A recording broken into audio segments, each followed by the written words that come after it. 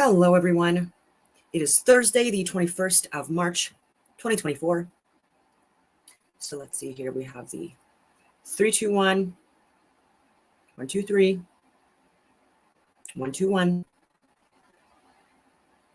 Various different ways of looking at the date. I do that sometimes. Yesterday was the spring equinox, Canada entering spring, and there was a friggin' snowstorm. Not a storm, I guess, but there was a lot of snow yesterday through the night. And I called it, like in Canada, the last few years, because of geoengineering, weather modification, and particles that are being released, dispersed throughout our atmos, is causing a lot of impacts to not only the weather, but to our health, obviously. I've talked about that as well. And even with the aluminum and the silver iodide and the and barium and so many other particles that are being admitted finally. Okay, and it's only noticed the last few months now, insurance companies throughout Canada, even Alberta, because, you know, like, again, I have contacts all over the world, but especially in Canada, literally all over the place. I just got back from the Yukon, well, I guess 2 years ago now, but like I made a lot of contacts throughout. Great people that are also truthers, sharing truth and, well, sharing what I share, what I give them to share. And for the most part, where was it going with this? A lot more information coming out, and it's because of myself and people that I know are submitting paperwork. We're holding people accountable, and we're getting screwed over in the process, by the way. So people are thinking that this is like easy, but I'll tell you, since the pandemic, my life has been overwhelmingly hard. Where there was even relapse and having to move and my life in danger, and like mandates where I couldn't even see my family for over 2 years, and the work, I couldn't work. Even in my industry where I'm literally the best international security analyst there is. I've proven this. If you look at my Rumble videos and YouTube and social media platforms, like I've proven this. Like I've been correct and even calling things in advance for years, 2018 period. And so it's not like for the major events. Anyways, and it's not a brag. It's terrifying that people are still not listening, and people like myself are getting impacted. And Helen Bruce next week, actually, on the 25th of March, she is going to be back in the courts for 1 day to remove one of the prosecutors, because she is a dishonest bitch who actually is one of the people who actively prevented data, medical, scientific, and government data from going higher and escalating where it should have with Chief Slowly, who was the chief of police in Ottawa and stuff like that. People were actually at Huntmar, which is such a disappointment.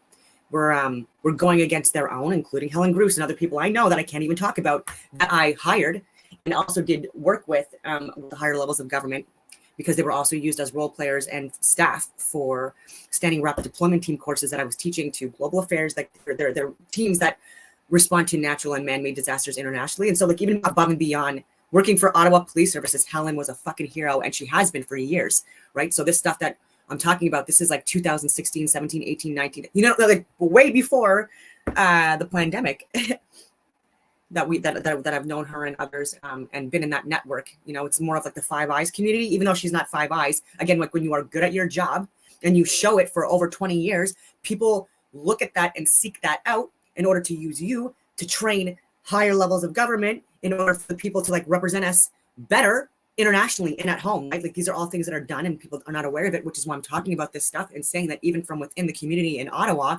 I have been fighting people from within peacefully and respectfully as much as I can. Yes, there's a lot of swear words involved in that as well. But, you know, I'm an infantry officer, retired, right? It's like, what do you expect? For, you know, despite biological sex, like based on my life experiences and my career and all that stuff, like it's hard not to throw out swear words.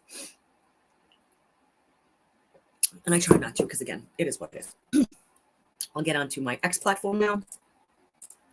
And I had some people, it was really nice, like reaching out saying that, because I was saying that my ex finally after over 7 years of lying to me, by the way, like such a fucking waste of my life, even more so, right? If that was anything else, you know what I mean? Like there's so much stuff that I did, you know, it like unnecessarily for someone that was never going to respect me or see me as even an equal, you know what I mean? Like, and so that's unfortunate because this person, again, I was settling, because of the stress of, wanting a family and children and all that other stuff, and definitely made me overlook things. And so, the age difference, again, it was only a few years. He's in his mid 30s. And the irony is that once we broke up, because he was saying that was because he didn't want kids, you just had to tell me it was my age. I don't give a shit. I'm too old for you. Again, I'm not that fucking old. And again, like, there are people who prefer older women as well. And so like what he did to me, like, hurt, right? So like after we were dating and stuff like that, I didn't know if it was the age thing or not. Like, I had no idea. I thought it was like the kid, whatever. And but he was he had sex with an 18-year-old. And I don't care to say it because I'm not saying his name or anything like that. And to me, that was disgusting. And to him, like, that was a way of hurting me. And I'm like, why would I be jealous or upset about that? I'm like, do you know that as a woman, like, I can easily find a 20-year-old boy, you know what I mean, to fuck, and that, to me, that's a boy. Like, because again, my nephew, he's gonna be 20 next month. You know what I mean? Like, it's disgusting to me to even consider, regardless, right? And so like for him, like, that was like he fucked an 18-year-old. And like, you're in your mid 30s. Like, to me, that's like, clearly you don't care about age, but it's only when it's in reverse, which is disgusting and hypocritical and whatever. It is what it is. And again, like, women can do the same fucking thing. If you think that I can't find a fucking 18-year-old boy, or a 20-year-old, or a 25-year-old, or a 30-year-old, or a 35-year-old, or a 40-year-old, or a 45-year-old, or a 50-year-old, or a 60-year-old, or a 70-year-old, or you're out of your fucking mind, right? You know, because like, again, like, this is not, I love men. I fucking love men. We need men. Okay. All of that stuff. But, like, some guy, they will have sex with a pie, an apple pie on the table. You know what I mean? If no one's around to like look at it and see it. So it's not a brag. Like, you will have, like, anyway. Like, even with my other ex, it was embarrassing. He's government as well, and one of the non-respectable types. Like, he cheated on me with multiple women multiple times, older and younger, whatever. I wasn't told, right? We weren't living together, and he was actually rooming with other people that were working in government. Again, like, high fucking level stuff, and all you had to do was tell me. Literally it. Like, I don't give a shit. Like, I'm not the jealous type, any of that stuff. Like, we didn't live together. I wasn't on my phone all the fucking time, like, asking him where he was, because we both had our own independent lives anyways, and that's more my speed. And but like, you got to tell me, right? And so like, they're like making fun and bragging and all this stuff behind my back is humiliating. And then after we broke up, after I finally found out about all this stuff, everyone sided with this fucking guy. Again, not great at his job, or better than me at my job, good at his job, obviously, because like of where he was working, you know what I mean? Good at his job, but again, like, not good on a personal level and stuff like that. And is this someone that you should trust to go overseas and represent you internationally when humans have a history of raping and pillaging and stuff like that, which is why we need to have better training, better people in, and at the higher levels, people that are more ethical, okay? Not pedophiles or alleged pedophiles, like Justin Trudeau anymore, right? Like, this is disgusting stuff. Like, what do you expect from a society when you have people leading us into like non-existence that are the most entitled? Oh my God. And even with, I'm just going to go on a tangent. Stephen Guilbeault, he's environmental minister. Like, he's getting paid a lot of money, and he has been for many years, and he's a fucking idiot. The Canada carbon rebate give more back to 8 out of 10 Canadians. Big polluters pay their share, and it keeps us on track to meet our climate goals. First of all, I'll reiterate: 80% of the fucking of the funds, the money that gets thrown to these pricks, gets shared between them. Okay, shares and stocks in companies and stuff like that, or just taking this money and fucking banking it and putting it into fake businesses like Chrystia Freeland trying to do with $2 billion. This is all on the record. So the fact that she's not even being investigated yet for trying to steal $2 billion off of people, and during the Emergency Act hearings, it was literally on the fucking record, and during a financial meeting where she was actually like questioned by finance advisors, like, you don't even have a business plan, Chrystia Freeland. Like, this $2 billion, where is it supposed to go? And she wouldn't even answer the fucking question. How is this not grounds for this finance minister, the finance minister? So again, when you're talking about the predator being in the position, like the worst position to be in, it's that.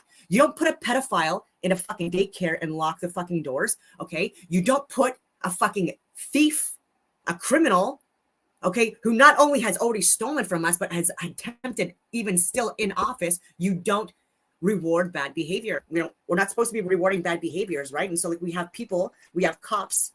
Again, I have cops that I have a lot of fucking respect for, like Helen, like I've said, and other people I can't even fucking name, okay, that were also facilitators for these courses I'm talking about, training the higher levels of government. Again, these city fucking folks, or these people that are living in the suburbs or the cities that don't have real world experience. We need people like this that we gather that have the on the ground experience for decades. Again, I've even hired homicide detectives, covert law enforcement, special forces, firefighters, advanced care paramedics. And I'm saying like these are the elite of their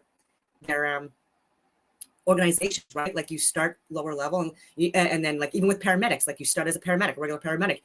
You need to perform well in your job and get extra certifications and qualifications in order to become an advanced care paramedic, right? And there's more cost. It's more difficult. There's more schooling. Anyway, I'm going on all these tangents, but so anyways, he's saying that the big polluters pay their fair share.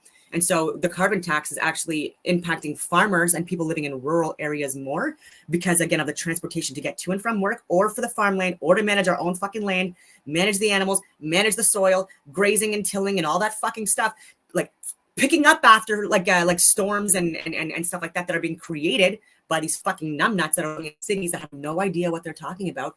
And Stephen Guilbeault, by the way, who again is like playing spider solitaire and just being a fucking drama queen. Like that's his job. He's getting paid hundreds of thousands of dollars and he's doing nothing.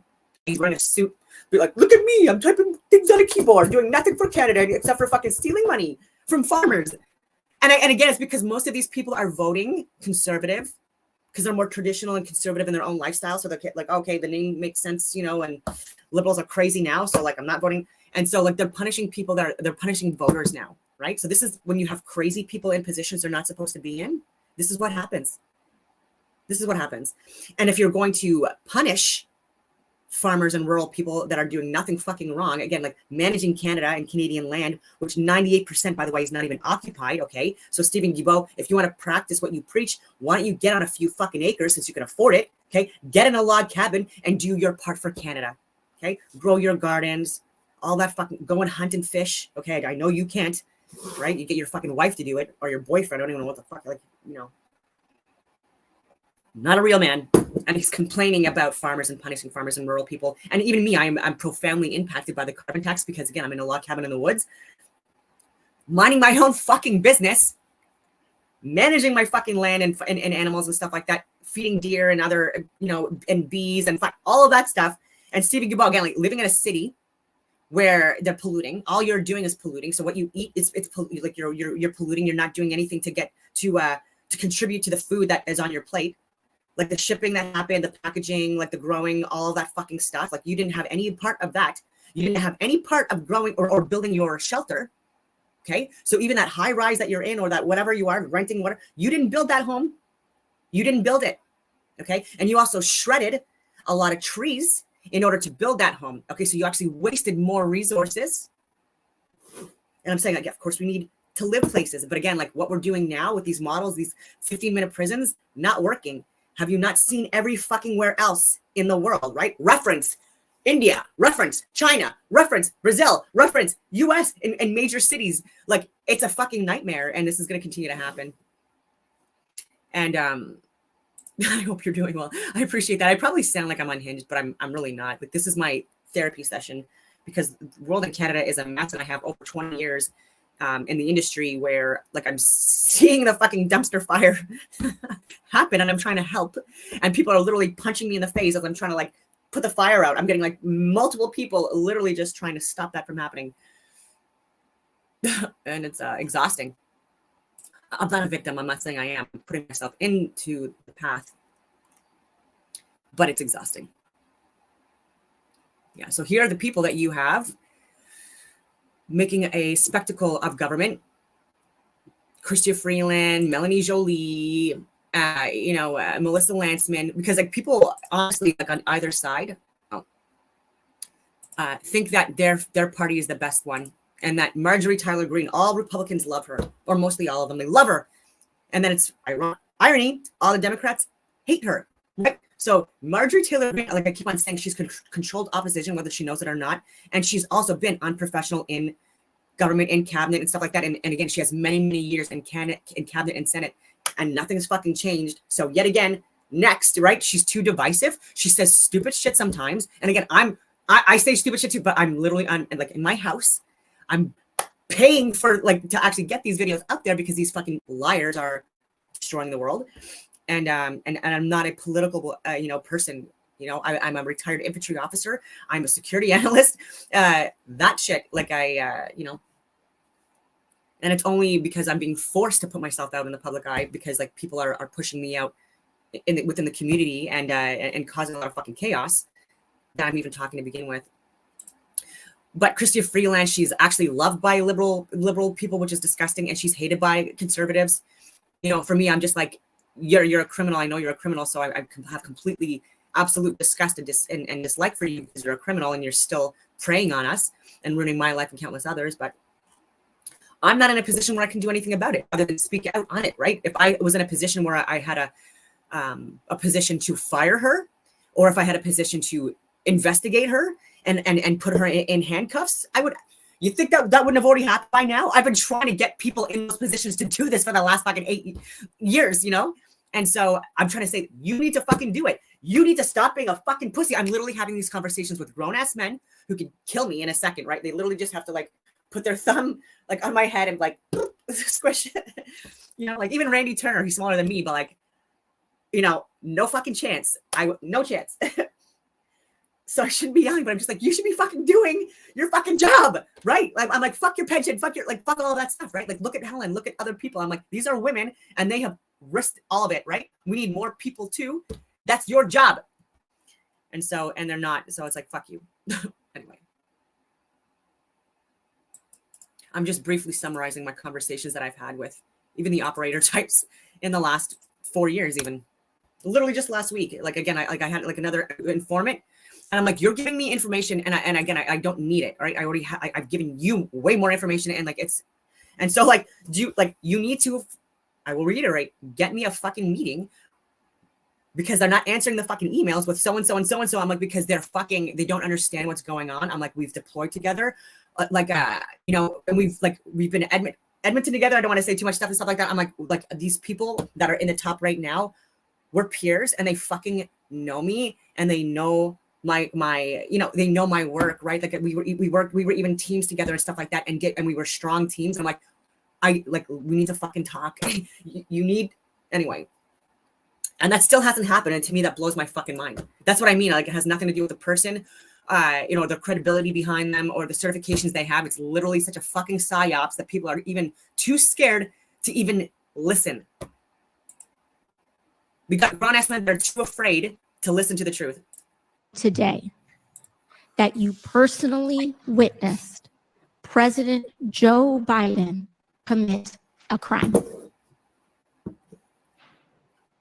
I believe the fact that he was sitting with me while I was putting together a business deal. Did you deal, witness the president commit a crime? Is it your testimony today? Yes.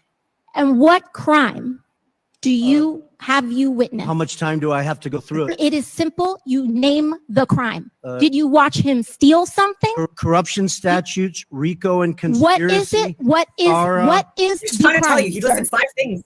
Specifically. You asked me to answer the question. I answered the question. No. RICO, you're obviously not familiar with. Corruption Excuse me, statute. sir. Excuse me, sir. Excuse me, sir. RICO. So she's a bartender. Okay, that's probably sucked a lot of dicks and fucked a lot of men to get where she is right now, right? And she and I don't care to say it. It's just because I'm just sick of these fucking women. Like I said, myself and women that I know, good of character, not whores, kicked out while pregnant, divorced because that fucking dummy of a man that she was with was actually saying you should probably get vaccinated, even though it might kill our first baby. Are you fucking mad? Next, you know what I mean? Fuck you. But like we were working like the same, like a woman that was in the same year as me and this person I'm talking about that was kicked out pregnant from the army, over 20 years service, also did an exchange to West Point, one of 2 cadets selected, very fucking smart, very qualified woman, good fucking strong woman. And this other woman, like again, like within the legal system now, right? Like high up in the fucking legal system and stuff like that, published law books and stuff like that, and I'm having an argument with this dumb bitch about the Constitution within Canada and like our legal rights and stuff like that, and how the Freedom Convoy was illegal, and she was fighting me on it. And so literally I'm So I was just like, go fuck yourself. First of all, go fuck yourself. Because again, so I just like, that relationship is over. And even at RMC, she had sex with over 100 fucking men and even admitted that she was a sex addict. So again, I'm not going to say her fucking name, but then also in her service, had sex with literally everyone, subordinates, bosses, other fucking people, you fucking name it. And then also when the one time she was deployed, she didn't even last a month or two. And again, she was in a desk position, and again, very smart. So again, like, I'm not taking that away from her at all. But when you're using it for evil, go fuck yourself. Okay, that's the most dangerous enemy you can have, is one that's also very educated and can influence, and she does. And she got kicked out because she was having sex with another man, and she was married, and he was married. You know. And so, and then these are the people that are getting paid a lot of fucking money. She's probably in the millions, you know, and like book deals and like teaching and speaking. And by the way, also on the board of Carleton University. And again, funny that I'm in my 4th year for a science degree and it's on hold because I'm trying to share real science to pseudoscientists in departments. And again, like, this is what I mean. Like, you could be really, really smart, but if you have no idea the actual reality of the fucking world, even the shape of it, okay, because it's fucking flat. Just to be clear, this is what I'm trying to share at Carleton University even a few years ago. And why I started speaking up more publicly about that too, at risk to my fucking career. And guess what? You know, it happened. Talking about flat earth literally ruined my career too. COVID, Ukraine, Palestine, like, you fucking name it. People here are just crazy. Absolutely crazy. Just going through it if there's anything of relevance. Yeah, people like filming. She gets assaulted here like multiple times by people punching her in video and filming it. This is disgusting to me. Look at that, like sucker punch. And if this is my sister, by the way, that would have not fucking happened, because I've seen my sister take out guys that have tried to beat her up when we were teenagers and stuff like that.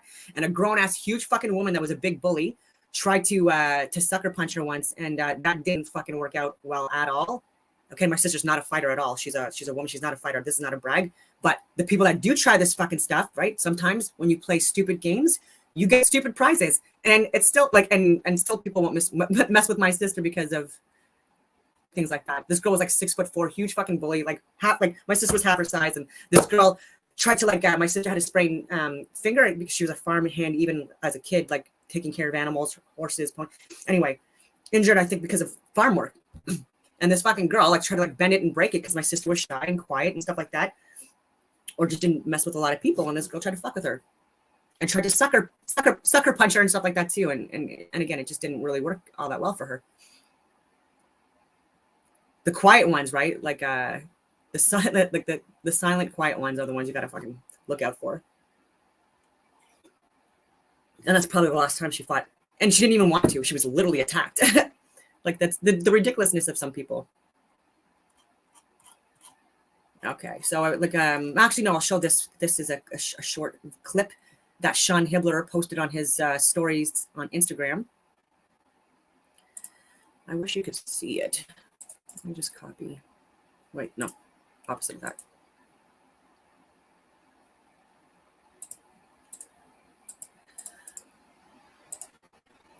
Complain a lot, I know.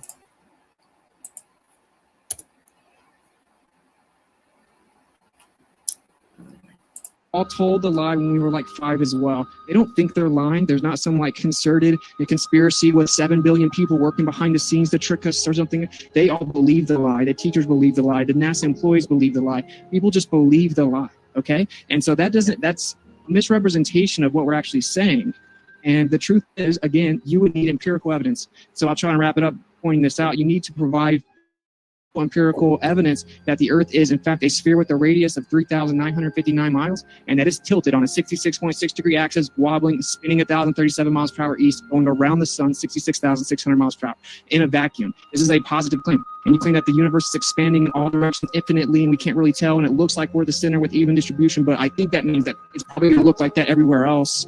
Right? And you come up with all these frantic ideas of how to keep your story together theoretically. We need actual physical empirical evidence. And when we went and looked for it, which is why the government admits they censor this, egregiously is because you can't find it. And we actually falsified the radius where she said that the boats go over the curve of the earth. They actually do not, right? We see the horizon far too far for the geometric limitation of the globe Earth.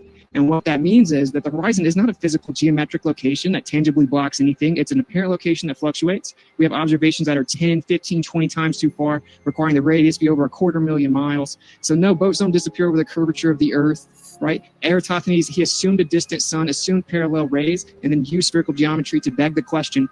That also doesn't prove the Earth's a ball, right? And there's no primary documentation that guy even did any of that. So long story short, yes, we do want the physical empirical evidence. We know that NASA was founded with Nazis and it's just lie ever since. We've got the line many times. And so, no, we don't blindly believe the government, nor do we think that NASA is the one federal government agency that doesn't lie. So long story short, we measure the surface of the Earth. It's not curving. And if the radius value is not 3959, and that's been falsified, the entire model is wrong because every single aspect of the model requires that. And I'll also let you know ahead of time, there is no motion ever been proven that the Earth is spinning. There's no evidence for it whatsoever. And even Einstein himself will tell you that centrifugal and Coriolis effects would happen if the sky is moving around the Earth, in a letter he wrote to Ernst Mach, and there's no physical empirical evidence that the Earth is spinning or curving. And so, yeah, that's why we're here. And you make claims that are violative of natural law. So we want empirical physical evidence, and then we'll just tear it apart if you think you've got it. And I just keep saying I'm gonna wrap it up, but I want to really soak this in for the audience. We used to think the Earth was a globe too, bro.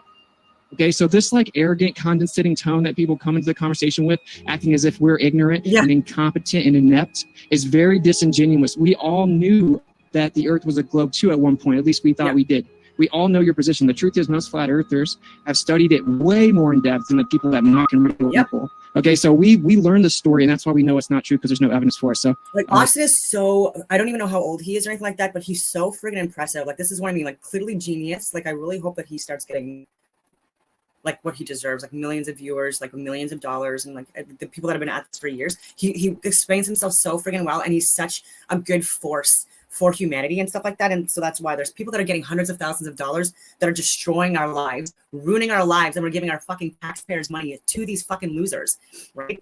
And they're taking that money and they're hiring people like Craig and Professor Dave, who's not a real professor, and you know, the Neil friggin' deGrasse Tysons and the friggin' Bill Nye the comedian, and Buzz Aldrin, and these people, and they're using these people to go after us, right, with our money.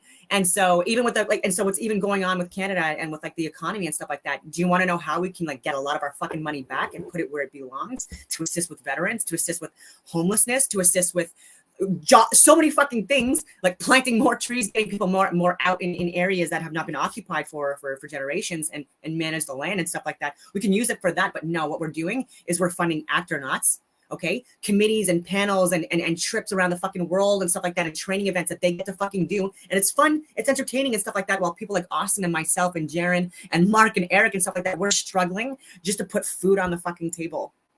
So just let that sink in too. There are celebrities with stupid fucking movies, okay, shitty movies, okay, like one YouTube video from Austin, you know, would change their life.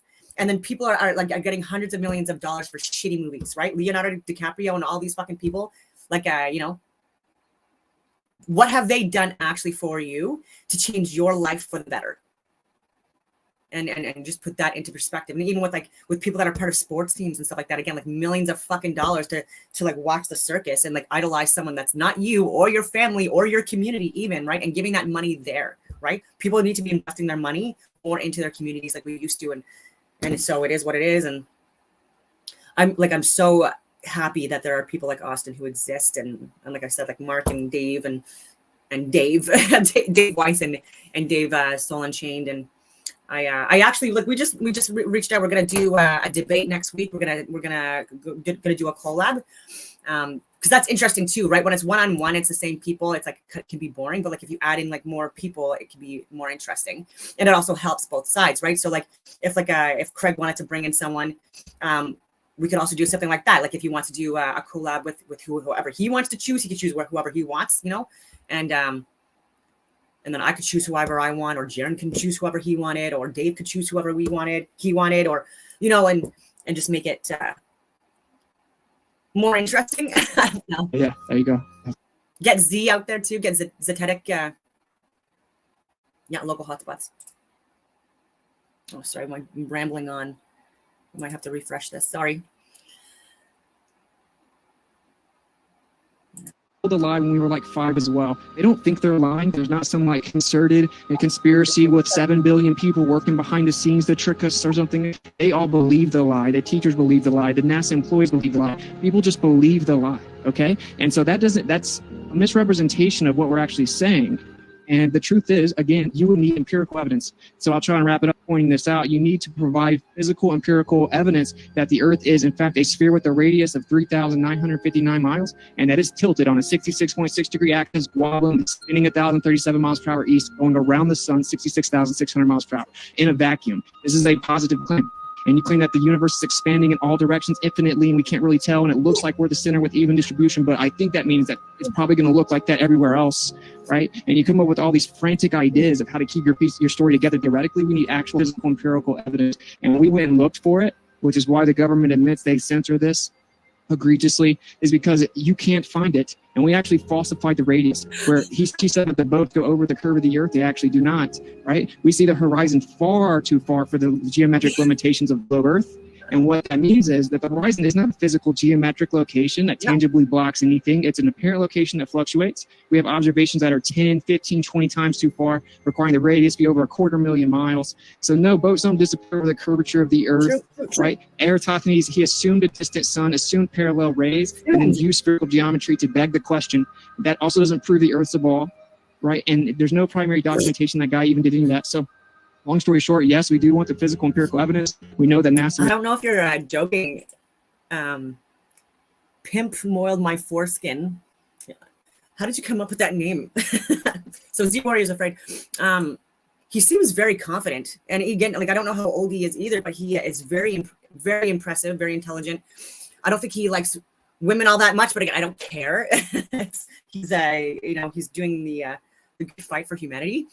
And I don't think we'd be afraid because he has people on all the time that troll him. He's literally like, I even shared a video from not even that long ago, a few weeks ago, I guess. I don't remember what the guy's name was, but he was someone that was trolling him for a while. And he brought him on. And the guy was a smart guy and stuff like that, you know what I mean? But and then Dave Weiss came on as well to assist. And then he turned into a friggin' flat earther, I think, by the end. Or at least, like, maybe not at the end of that conversation, but like after a few days, a few weeks, I'm sure that seeds were planted.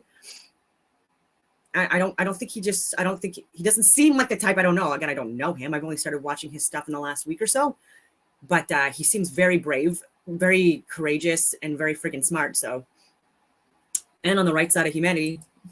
Was founded with Nazis and has consistently lied ever since. We've caught them lying many times. And so, no, we don't blindly believe the government. Nor do we think that NASA is the one federal government agency that doesn't lie. So long story short, we measured the surface of the Earth. It's not curving. And if the radius value is not 3959, and that's been falsified, the entire model is wrong because every single aspect of the model requires that. And I'll also let you know ahead of time, there is no motion ever been proven that the Earth is spinning. There's no evidence for it whatsoever. And even Einstein himself will tell you that centrifugal and Coriolis effects would happen if the sky is moving around the Earth.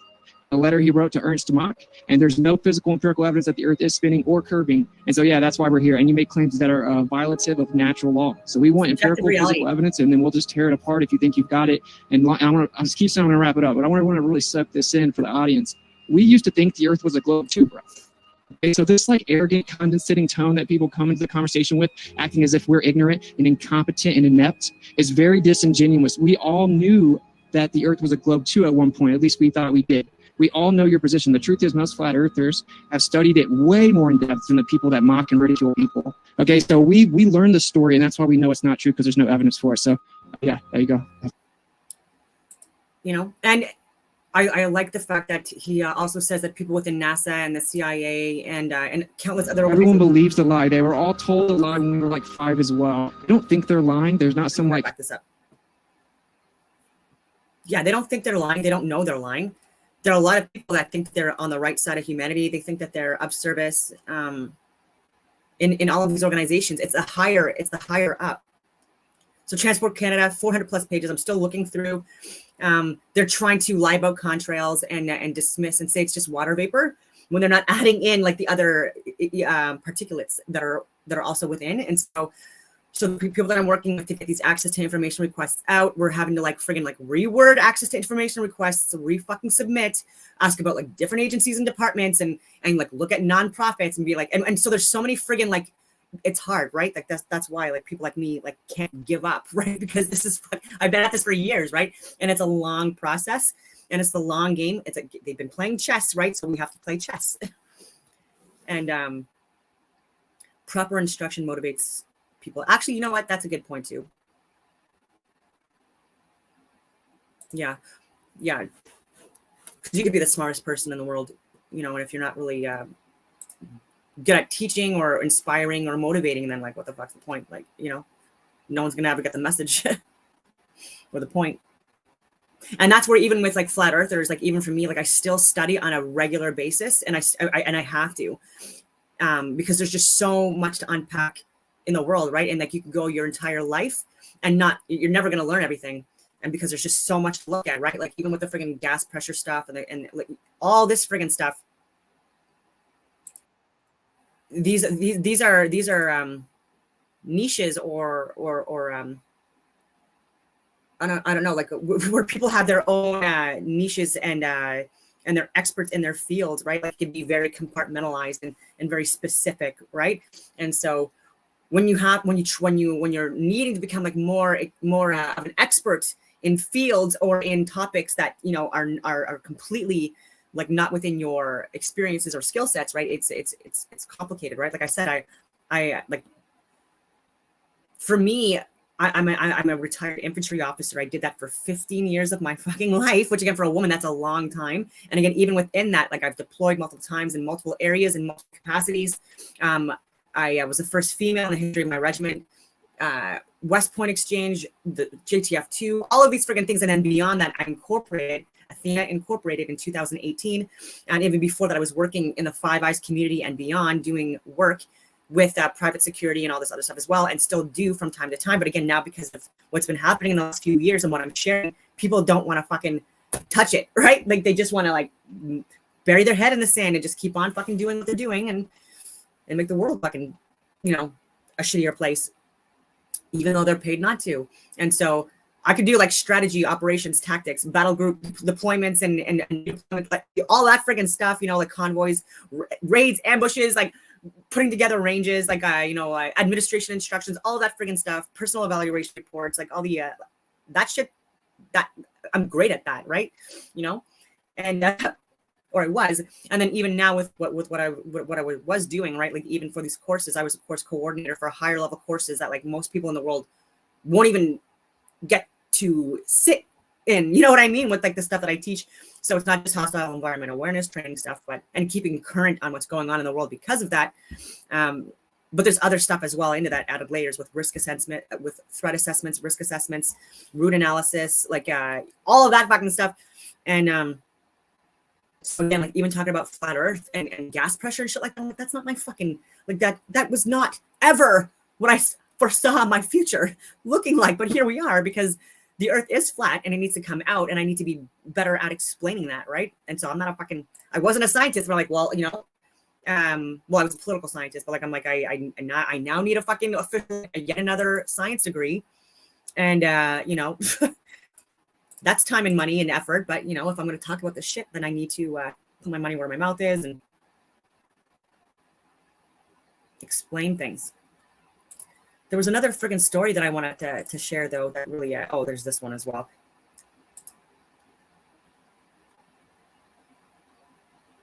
This is going to play. Let me see here.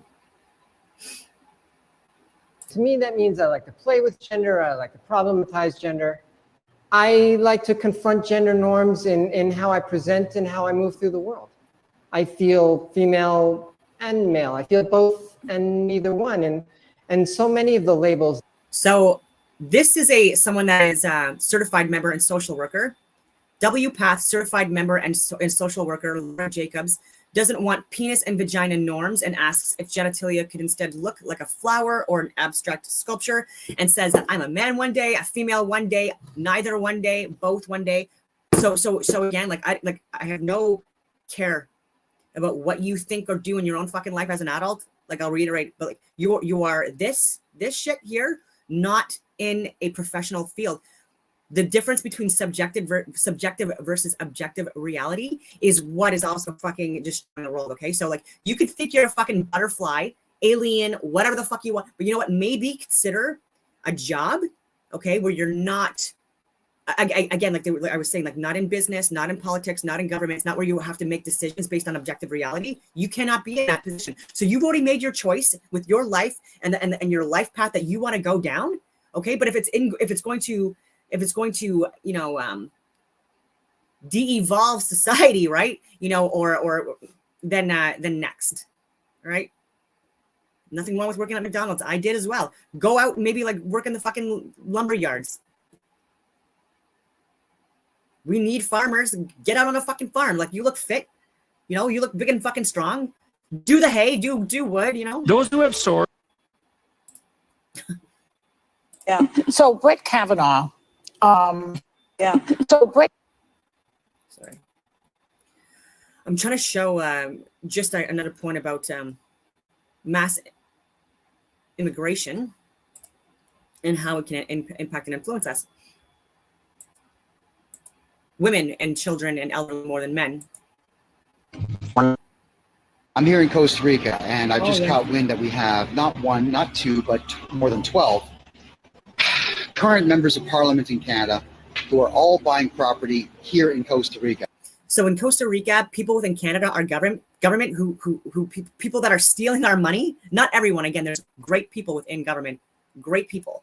Unfortunately, there are shitty. Anyway, so they're going to Costa Rica. You don't need to be a citizen in Costa Rica to buy real estate. And so people are buying fucking real estate all over the world. Like I continue to say, like people that are middle class and upper middle class, more upper middle class, and they're fleeing. And it's like they're further destroying the fucking country that they are the ones that destroyed, right? So do you think that Chrystia Freeland and Justin Trudeau and all these people are going to be staying in fucking Canada like in the next few years? No, they're going to be in their, you know, like their paid, you know, vacation resort spots. Whatever. Everyone believes the lie. They were all loving life and laughing at us. Is it your According to current research, pedophilia is an unchangeable sexual orientation, just like, for example, heterosexuality. And most of us feel discomfort when we think about pedophiles. We all do. But just like pedophiles, the non-predators, they'll put a little fucking girl. Now, I identify as trans and gender queer. And to me, for the fucking slaughter. according to current Again, this is just to plant seeds and stuff like that, and see if people will actually listen to this stuff. And again, she's a cute girl, so again, like you are a predator and disgusting for saying that. And so, like, why? Like, again, look at the real predators. They don't always look like who you think they look like. research, pedophilia is an unchangeable sexual orientation. That's not true. Again, like this is subjective reality. Just like, for example, heterosexuality. And most of us feel discomfort when we think about pedophiles. But just like pedophiles, we are not responsible for our feelings. We're not responsible for our feelings. But we are responsible for our actions. We're responsible for. And we must make a decision. It is in our responsibility to reflect and to overcome our negative feelings about pedophiles. No. And to treat them with the same respect we treat other people with. No. We should accept that pedophiles are people who have not chosen their sexuality and who, unlike most of us, will never be able to live it out freely if they want to lead an upright life. We'll never be able to live out. This is what I mean. Like, this girl is a predator. We should accept that pedophilia is a sexual preference. According to current research, pedophilia. So is it a preference? Like you just said, it wasn't a preference. You, like, and then you said it's oh my God, these people. Like, I just According to current society's fucked. We're fucked.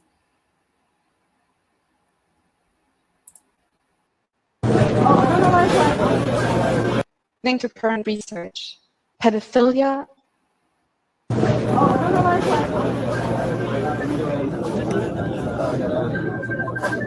And a single woman or child in here.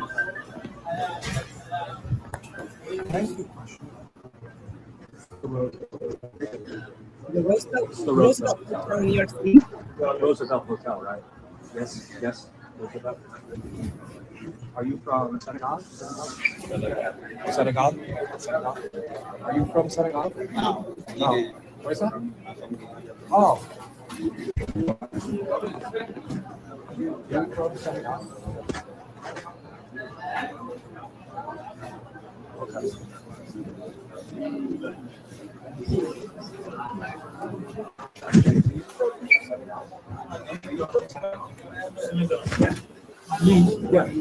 Are most people from here from Senegal? Oh, you are. Can I ask you a question real quick? Are you from Senegal? Yeah, like a lot of these people are not even saying where they're from either, and a lot of people, not a lot, but like, well, I mean a lot. Like one is too many. But people that are coming in at like being convicted in other countries of rape, murder, all these things that are fleeing areas, okay, that didn't have a fucking bad life at all. Like shocker, a lot of these people look nice, clean clothes, all of this stuff, like well paid. It looks like, you know, doesn't look like they're starving. There are some people that are getting paid to come, exploited, all of that stuff. And then there are people that are criminals that are fleeing, and they're not coming from countries where they respect and value women and children like we do here. And I'm sorry to fucking say it, but it's the reality. And I'm telling you this is coming from an international security analyst that has deployed all over the fucking world in various capacities, and still I literally, this has been my expertise and what and because I'm talking about flat earth and stuff like that, and the pandemic, and the people in Ottawa, you know, that I'm supposed to be working with are also part of the fucking problem. Oh my God, I just can't. I get so fucking wound up. French Canadian, man, we get so wound up. I tell you. My aunt, like, she's like super hardcore French, and she looks like Heather Locklear still. Actually, she used to get that a lot when she was younger. Gorgeous, but she's feisty. And she's in her 50s, and she looks like she's in her friggin' like late 30s. What am I looking? Where is it? Sorry. Nope. Okay, so I'll just play this. I was looking for another definition of subjective versus objective reality, but if you're watching this, you already know. And then with cows, people have. Oh yeah. So I have like a farmer, not a farmer. I have a vegan person that's like calling me like a yet again like a corpse eater or whatever, you know, because I'm a meat eater. Of this fear that cows are taking a lot of water. They use 10 bathtubs full of water. Their cow burps, their cow farts, all the carbon that's into the air, and that they take a lot of land. When we manage cattle with regenerative agriculture, they're actually the single best way to sequester carbon from the atmosphere into the soil, because by grazing off our plants and bringing the animals in, we're managing a solar panel. Our grass is a solar panel. It needs to be green and growing so it can capture sunlight and pull carbon from the air and put it into its Our grass is a solar panel. Roots. But those plants will stop doing that if they get too tall or if they get too short. The solar panel will not work if the grass or if it's not properly managed. And so what we do with our cows is they come in, they graze those plants off, so they reset it, they prune that solar panel so it doesn't get too tall, and then they leave and it rests. And that graze, rest, recovery is actually a cycle of pulling carbon from the air into the plant roots, and then when those plants get grazed, they actually release that carbon into the soil, and in turn pick up water and other minerals from soil microbiological activity, because our soils are living and alive instead of dead and sterilized. And so that cycle actually builds health, and year after year we're pulling more carbon from the atmosphere, putting it into our soil, which then produces more healthy soil, which then produces more grass, which then allows us to graze and produce more cattle. 7% of the Earth's land, cattle, which he's going to talk about, which are also needed, but also more plant life, tree life, vegan life food. And is land that is not suitable for tillage, which is to say it's inarable. It's just grassland, and you can't do anything else with it. And so if you just say, well, we're not going to do cattle anymore or any grazing livestock, you've completely given up the ability to produce food on that acreage, and you've lost your scene. And there are farmers. There's another video I'm going to show you. I haven't watched it yet, but I'll watch it with you. But it's just because I really do think that that veganism is a psyops, and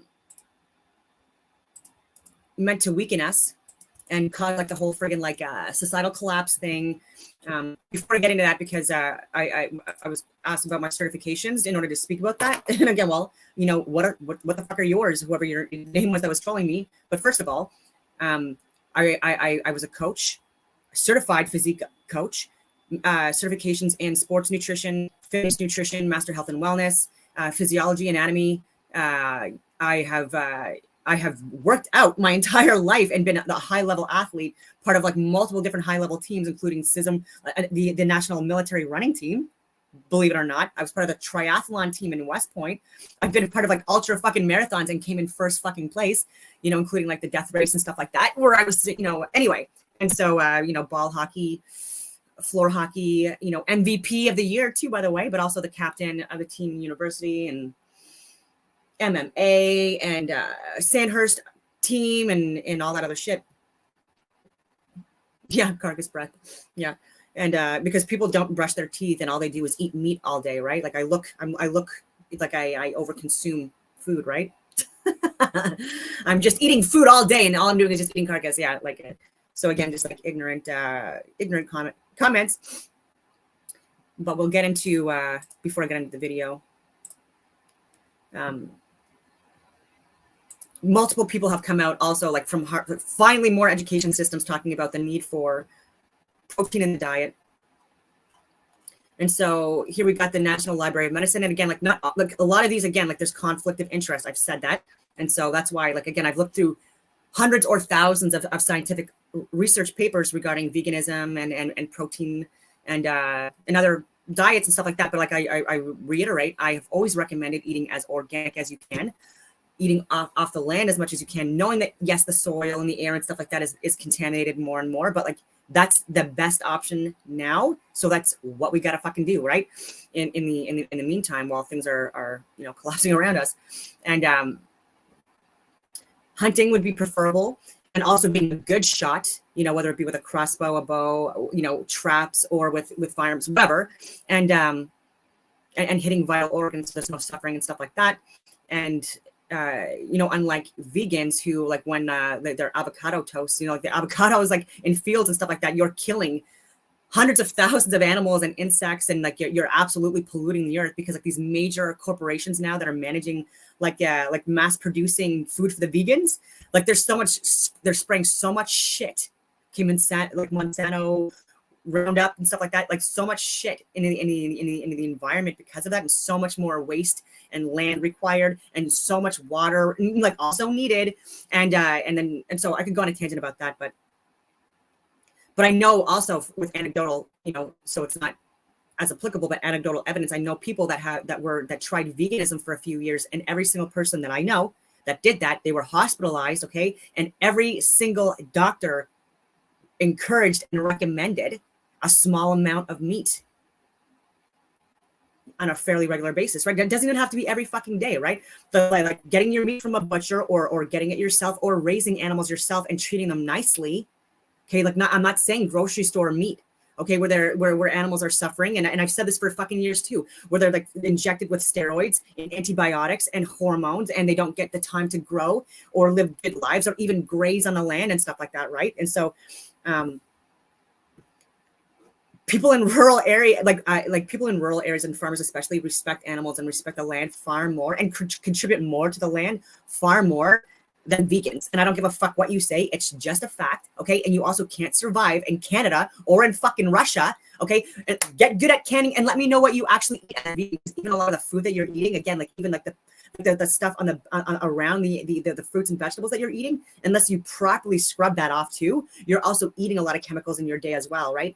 And so, and that's not good for you either. So I grow gardens, and I try to get from local grocery stores, independent grocery stores, and local farms and stuff like that, and butchers, and from family, and my own fucking like supplementation within my own hands, which is a lot of work, right? That's not my full-time job. That's work, right?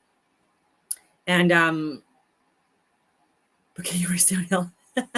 It's so much easier to race downhill, but it actually, you know, it gives me worse shin splints, like what I was doing, like the Sinister 7, like you're going up and down friggin' big mountains in the Rockies, and the Death Race 2, and friggin' uphill, like I had those poles where you can like get more grip because you're not running the entire time, but downhill, like friggin' gives me big shin splints when I'm not doing it for a while. Anyway, vegetarianism in any of its various forms, particularly veganism, has been increasing in popularity over the past few years. Again, that's why, like, this is probably a psyops to push bugs, to push like all that soy, which also, like, again, like causes hormonal imbalances with both biological sexes, men and women, right? So fertility issues also impacted because of that. And so, and also like not contributing to the society. So even with vegans, I'm saying like in Canada, we have winter for a very long time and you can't grow your food. And even with the trees, like the apple trees and cherry trees and stuff like that, you're only able to pick them, like they're only able to be harvested in the fall, right?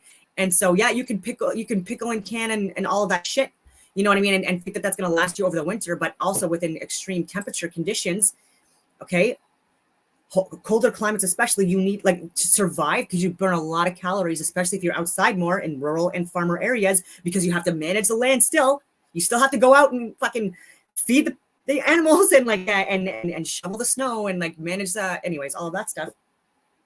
And so that burns calories, right? And so like and so you need more. And so you wouldn't be able to find a local source of food, because even with animals, like if you resorted to, actually no, you wouldn't resort to hunting, because I would even say even with that you'd be limited, because they migrate, they move away, they hibernate, you know, for the winter, for warmer climates where they can get more food, right? So unless you're nomadic and anyway, I could go on all these fucking tangents, but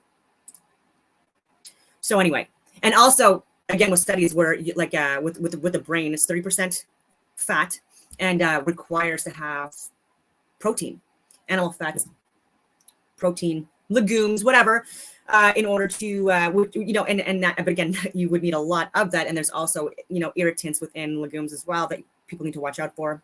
But I haven't even read this study yet, but let's see here. That's why 2023 February, so a little over a year ago. Vegetarianism in any of its various forms, particularly veganism, has been increasing in popularity over the past few years, especially among the young population in the United States. While several studies have shown that a vegan diet, VD, like venereal disease, anyway, decreases the risk of cardiometabolic diseases such as cardiovascular disease, and we're seeing a lot of that more, especially in children.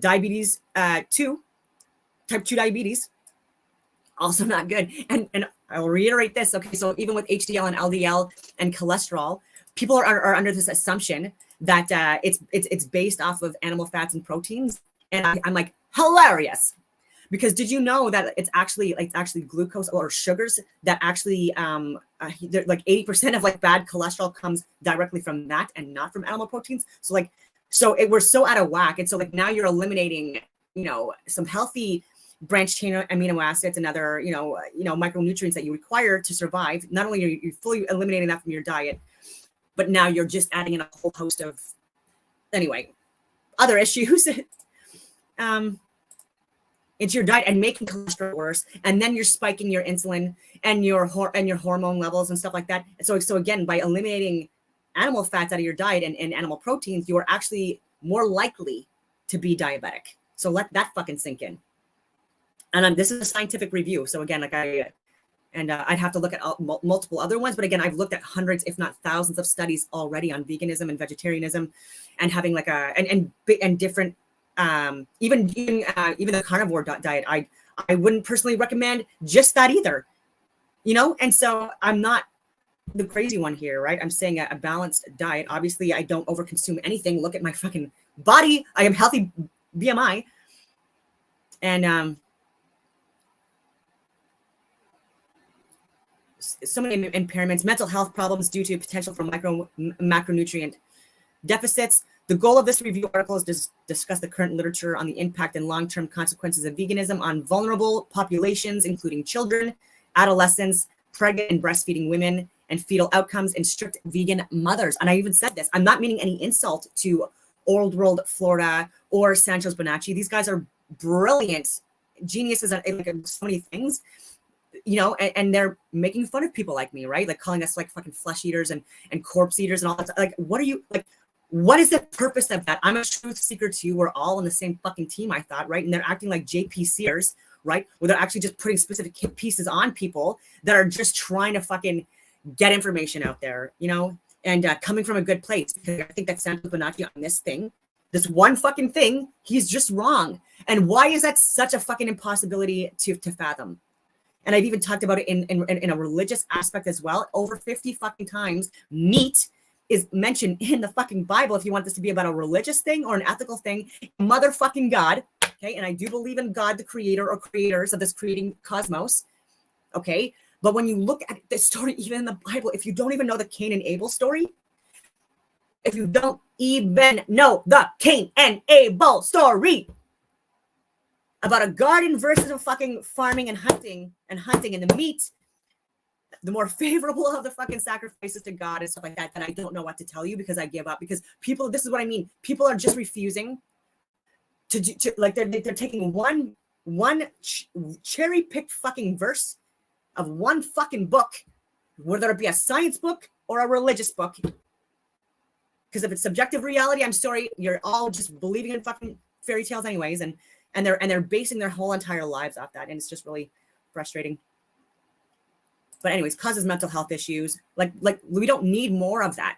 You know, we've already got the woke shit being pushed in the schools, you know, and you know, pretending that women can be men and men can be women against subjective fucking reality, and that everyone can be cats, you know, and unicorns, and like 50-year-old men can identify as 13-year-old girls, and you know, apparently like telling someone the facts is a hate crime now, right? So like, it's not a hate crime when my ex, who wasted my time for over 7 years, finally tells me that I'm too old.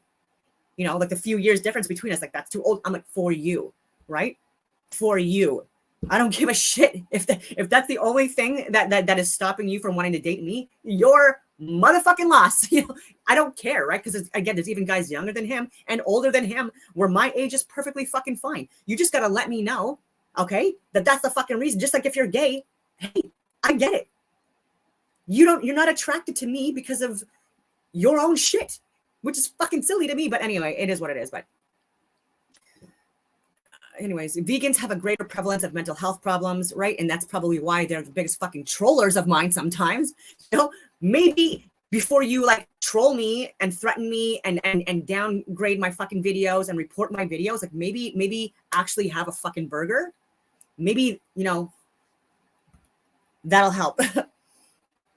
An optimal diet would be balanced, consisting of lean meat, nuts, fresh fruits and vegetables, and olive oil. Totally, I say this all the time. Totally agree with this. Like not the seed oils, any of that other shit, like avocado oil, olive oil, coconut oil. I cook with these. You need macro and micronutrients. Yeah, and so I could go on a friggin' list, and but I'll let this movie play because I'm very interested to see what this is about. It's bugs, yeah. You know, and so are bugs not as important as you know, as a fucking rabbit? You know, I love rabbits, and vegans, you know, like for your diets, like you're killing a lot more fucking rabbits and chipmunks and squirrels and groundhogs and a lot of bugs. They're getting sprayed. Hummingbirds, bees, more you guys than me. You know, like you're like all like I'm growing my food and stuff like that more and more. And even when I was in like the suburbs and stuff like that, I would go to a market or get from my sis. Like anyway. My guess. So this is the spillover with Alex Clark. Hey vegans, you kill more animals than meat eaters. Plant-based hoax with Vinnie Tortoric. I don't know these people. I'm gonna let it roll. And I'm also going to fill up my coffee. She's pretty, so, you know.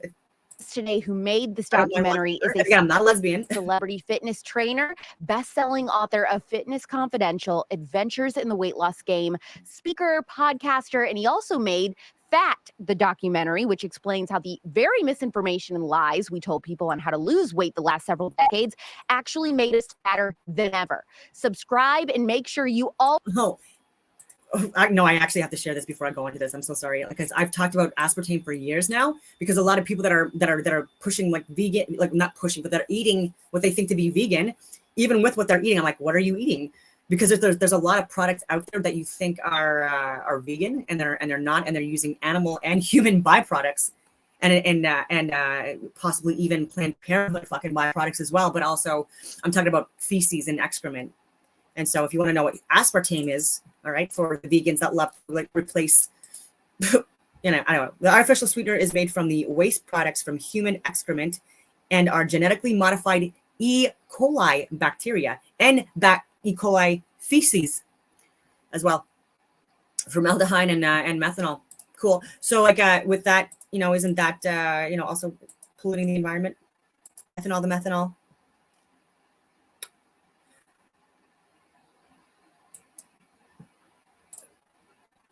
Always leave Spillover a 5-star review to support us. It is an honor to have the legendary Vinny Tortorich on the Spillover. You've had a rock star life. You are a celebrity fitness trainer. You've written best-selling books. You've done documentaries. You've set trends in the health space. So talk about the moment that you really decided, you know what, I think I'm going to expose the entire plant-based cult now for the frauds that they are. Well, you know, that's interesting because I didn't set out to, you know, people who are plant-based, well, we used to call them vegans, and then they realized that their own connotation of being a vegan. Think about it, when you hear vegan, you realize it's not a good thing, right? So you hear vegan, you go, okay, this guy drives a Prius and his feet smell for whatever reason, right? Or he smells like feet. And he's got a man bun. We have a certain connotation when you hear, so they went, okay, we're going to change it to plant-based. I'm not upset with those people because a lot of vegans want to do the right thing. Like they're sitting there thinking, hey, I'm doing this because I want to be healthy. So who am I upset with? I'm upset with the leaders of the vegan cult. And when I say cult, I'm not being funny. It's a cult. They're backed by PETA, you know, People for the Ethical Treatment of Animals. And they are also co-opted by, you know, some of the food companies. And we could get into that later if you want to. So then they get these doctors to lie. As a matter of fact, my movie, Beyond Impossible, I was trying to bring vegans to the table. I wanted everyone to be in this movie. And I think you've seen the movie, right, Alex? Oh, yeah, more than once, because I absolutely loved it. Yeah, you noticed in the movie, I didn't just say that I invited vegans to the table. I couldn't sit there and show all of the rejection letters because there was way too many. But I took some of the biggest vegan doctors that we know, the superstars like Michael Greger and McDougall and some of these people, just to name a few, and also Walter Willett over at Harvard, who runs Harvard. I showed their letters back to me on screen. I showed the letter I wrote to them, and then the letter we got back. Vinny reached out to all of these people that are the thought leaders, so to speak, in the vegan and plant-based industries. He said, hey, I'm doing a documentary. I just want to get to the truth. Let's debate about it. I'm anti, you're for it. Let's talk about it. Let's have a conversation. No one would agree to come on the documentary. Not one person, right? Not one. As a matter of fact, we went back to him. There was one, Dr. McDougall said that he would come on. He goes, yeah, I'll come on. But I'm not signing a release. Okay. I mean, you can't, anyone who's in someone's movie, you sign a release. It's like, so that's not going to happen. And then we said, okay, no release, no. Oh, I don't even know if they're talking about veganism yet. Sorry about that. I'm just going to fork through here. I was getting a coffee top up. And I fed one of the squirrels that likes to go on my deck and hang out in the mornings. As a vegan, if we did not have exogenous vitamins, vitamin B12, if you could not take a vitamin that you buy in the drugstore, where would a vegan get B12? And once you successfully answer that question, you can ask me anything you want. And why is that important? Why is that an important question for them to answer? What does it expose? We have 13 essential vitamins. Essential means your body will not make it. It means you have to take these vitamins. If you don't get these vitamins, you die. B12 is one of them. As a matter of fact, there are other vitamins that you get in such limited supply that it's criminal. But that's why if you see on cereals, it'll say, we give you 8 essential vitamins and iron, right? Because in a vegan diet, they're lacking in iron and they're lacking in most of the B vitamins. So Kellogg's will spray it onto the product so you can, it's a bastardized version of the vitamins. It's not the best version you're going to get. The trolls love to and so even with that, with like NAC, people talk about NAC, and I take NMN, and animal products. Discredit me and say that my skin only looks the way it does because of filler and Botox, which is very funny and also untrue. The lifespan of Botox is 3 months. Mine right now, I'm just telling you the truth, is completely dissolved. The last time I got any was almost 10 months ago now. And I have maybe like a third of filler left in my lips right now. That's also almost gone. Unsure if I'm going to get that touched up at all, but I You eating red meat. They drop the vegan diet like a bad habit. They just drop it like first period French. It's done. And they keep it that way until after the movie. And then they'll go back when they can go back to being a skinny wimp again. They'll go back to the vegan diet. But these people, when you said this is what it takes, the studios hired me to get you in this kind of shape, your agents, everybody, your managers, they just change, right? All but maybe. There are also people that claim that diet, they're all vegan diet that they've been on for years. You know what I mean? Like they're claiming that it's because of the vegan diet. No, it's because of the steroids that you're taking and the HGH, honey. The people that I'm talking about specifically, because like people in the bodybuilding community and like various categories, they're claiming that like vegan for life, and they're eating potato chips all day, every day. That's their vegan diet, right? and or just ordering in from what they assume to be like a vegan restaurant, right? Like with their Uber Eats, and it's like, and there's so much shit in that as well, like that you don't even realize. Like, and what are they anyway? And what is it cooked in? And maybe I could think of maybe 3 vegans in Hollywood, and I'm actually friends with all 3 of them.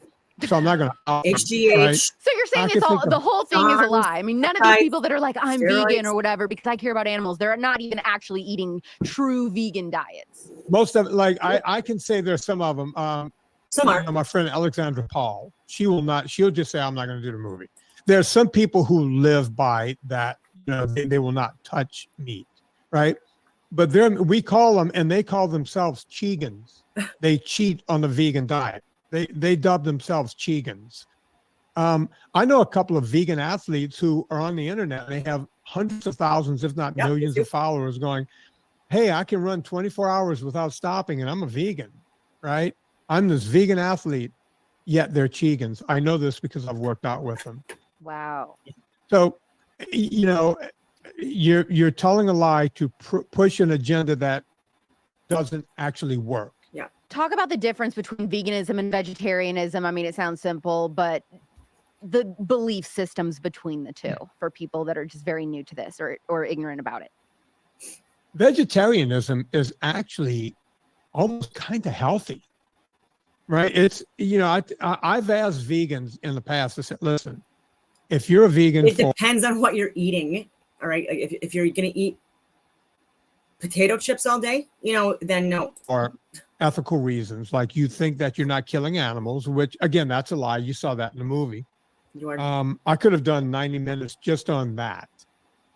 And I get it. You don't want to eat anything that had a face. So check out this guy's movie, I guess, on like all the animals they kill, and they do.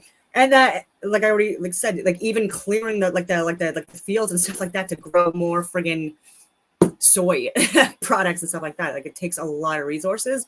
It kills a lot of animals and bugs. That could look and, at you. I mean, you know, I get it, sentient beings. Bees. But if you're a vegan because you think you're being healthy, humans we need to stop you. Or if you are against killing sentient beings, but you're okay with eggs. Yeah. A lot of times you can get. And that's another thing too. Like vegans are like they don't want to kill anything, and that's respectable. Obviously, like that's, you know, respectable. However, when you're not doing that, and you also don't understand that, like by not doing that, you're making other people have to do it for you, so that you can eat and live and survive and live and like in your shelter and all this other stuff. Then you need to have a little bit more fucking respect. Okay, for the people that are actually doing the hard fucking jobs that they don't want to do. They're doing it to help humanity, right? To feed humanity, to assist with the atmosphere and the environment and the climate and stuff like that. And even though we're getting shit on more and more and more by people because of a psyops that's going on, right? And so, for example, even with with my family, right? Like because we come from subsistence, like we had a shack in the woods for growing up in Gaspé for several years, and you know where you like we're more had no choice but to live more off the land, right? no fucking choice. And so is it easy? You know what I mean? To kill an animal and eat it? You know what I mean? No, because we're not fucking sickos. All right. Like, and it does hurt. Okay. When you are raising animals and stuff like that and caring for them on a daily basis, like not when you want to, not on the weekend, like a lot of fucking, you know, people with their kids and stuff like that are talking to me about fucking farms and veganism, yet like, you know, that you haven't seen your kid in a fucking week or a month or a year, or, you know, anyway, I'm going on these tangents, but like people that don't even treat humans good are talking to me about fucking veganism. Just anyways, and so they're not doing the hard work. Like so like when people kill chickens that they've raised, you know, and loved and tended to on their own fucking land, that's not easy to do, right? But they're doing it for the love of other people, their family and stuff like that. And you know what I mean? And that's just the way of fucking life. And do they overeat? No. All right. And that's why people that usually live a more conservative lifestyle or traditional lifestyle, they're not the people that are over consuming all of everything that's going on, like in the cities and shit like that. And so to be called like like to be punished with carbon tax and be alleged that like we are the ones that are the biggest climate, you know, polluters, it's fucking appalling, incorrect. And the people that are saying it are supposed to be the experts on our side advocating for us, you know, like it's the complete opposite in Canada, right? And it's all over Europe too, which is why there's all these fucking protests. And again, it's not helping anyone. It's really not. You know, you want to spread a message, you have to be more informed, okay? And you have to stop supporting and enabling bad behavior and rewarding it and not actually punishing it with the full extent of the law, which it's already created. All you have to do is just do your fucking job. Anyway, even with soldiers and people in the military, right? These are not people that are like fucking psychopaths that these losers fucking think. There are men and women, but mostly men, okay, that put their lives on the line literally. Because again, I know men, okay, I've buried fucking people that I've loved overseas, carried the medal and beret, you know, into the fucking Chinook during the ramp ceremony. Like I love this person, you know what I mean? And so, and others also, but you know, I'm just thinking of one example in particular. But it's a hard fucking job, okay? And so like when people are defending their homeland, even for example, throughout history, warriors are needed. Throughout history, we've been needed. And it's not easy things to do, right? So like even people that, like even Dallas, right? Like he has the longest kill shot. He's a Patricia, like he was in my company, like, you know, when I was in Edmonton years ago, and then we went to the special forces together and stuff like that as well. And he just got kicked out in the last 2 years because he was refusing the COVID mandates. He was holding a line as a tier 1 fucking assaulter, okay, holding a line and got kicked out, punished and stuff like that. And again, like he's a good guy overall. Again, he needs to talk. He needs to actually support me and enable me to get the message out, okay? And it's really pissing me off that like, I don't know if it's the flat earth stuff that he's just not wrapping his head around, or fucking the freedom convoy, or just how big the fucking lies are. But like, you need to fucking saddle up, Dallas. We need to fucking talk, right? Because if you're getting like these big gigs, okay, I want to help you help yourself and Canada, right? So if you are not fully aware of what's going on, I want to fucking help you, not for you, okay, or not just for you, but I mean like for your family, for my family, especially, you know what I mean? I'm being fucking selfish, but you helping me, not helping me, but like listening, because I'm helping you allowing me to help you helps my family, you know, and all this other stuff as well. So I have incentive. And yeah, so he doesn't want to do this stuff, right? You know, but he, like for him, like he's the type, like even with militias that like, you know, during times of adversity, like they stood up, again, like men, or mostly men at the times, and being supported by women, right? So that they were like making the uniforms, cooking the meals, like providing all of that shit, like taking care of the home front and raising kids while like these people are out doing a lot of hard work, doing, you know. But yeah, these are not easy things, right? So like there's guys that get like shell shock, there's guys that have been traumatized, and a lot, like, you know, and all of this stuff, and seen and experienced awful stuff, right? And it's like, it's not because they wanted to, right? It's literally people that are of service, and people that are always playing a victim. They have no fucking idea what it's like to actually be a fucking victim, a real victim. To them, it's subjective now more and more, but they're shitting on people that are doing things that they don't want to do, but they know it's a hard fucking job and no one else is going to fucking do it, you know? And yeah, it's yeah, and it has its own fucking struggles too.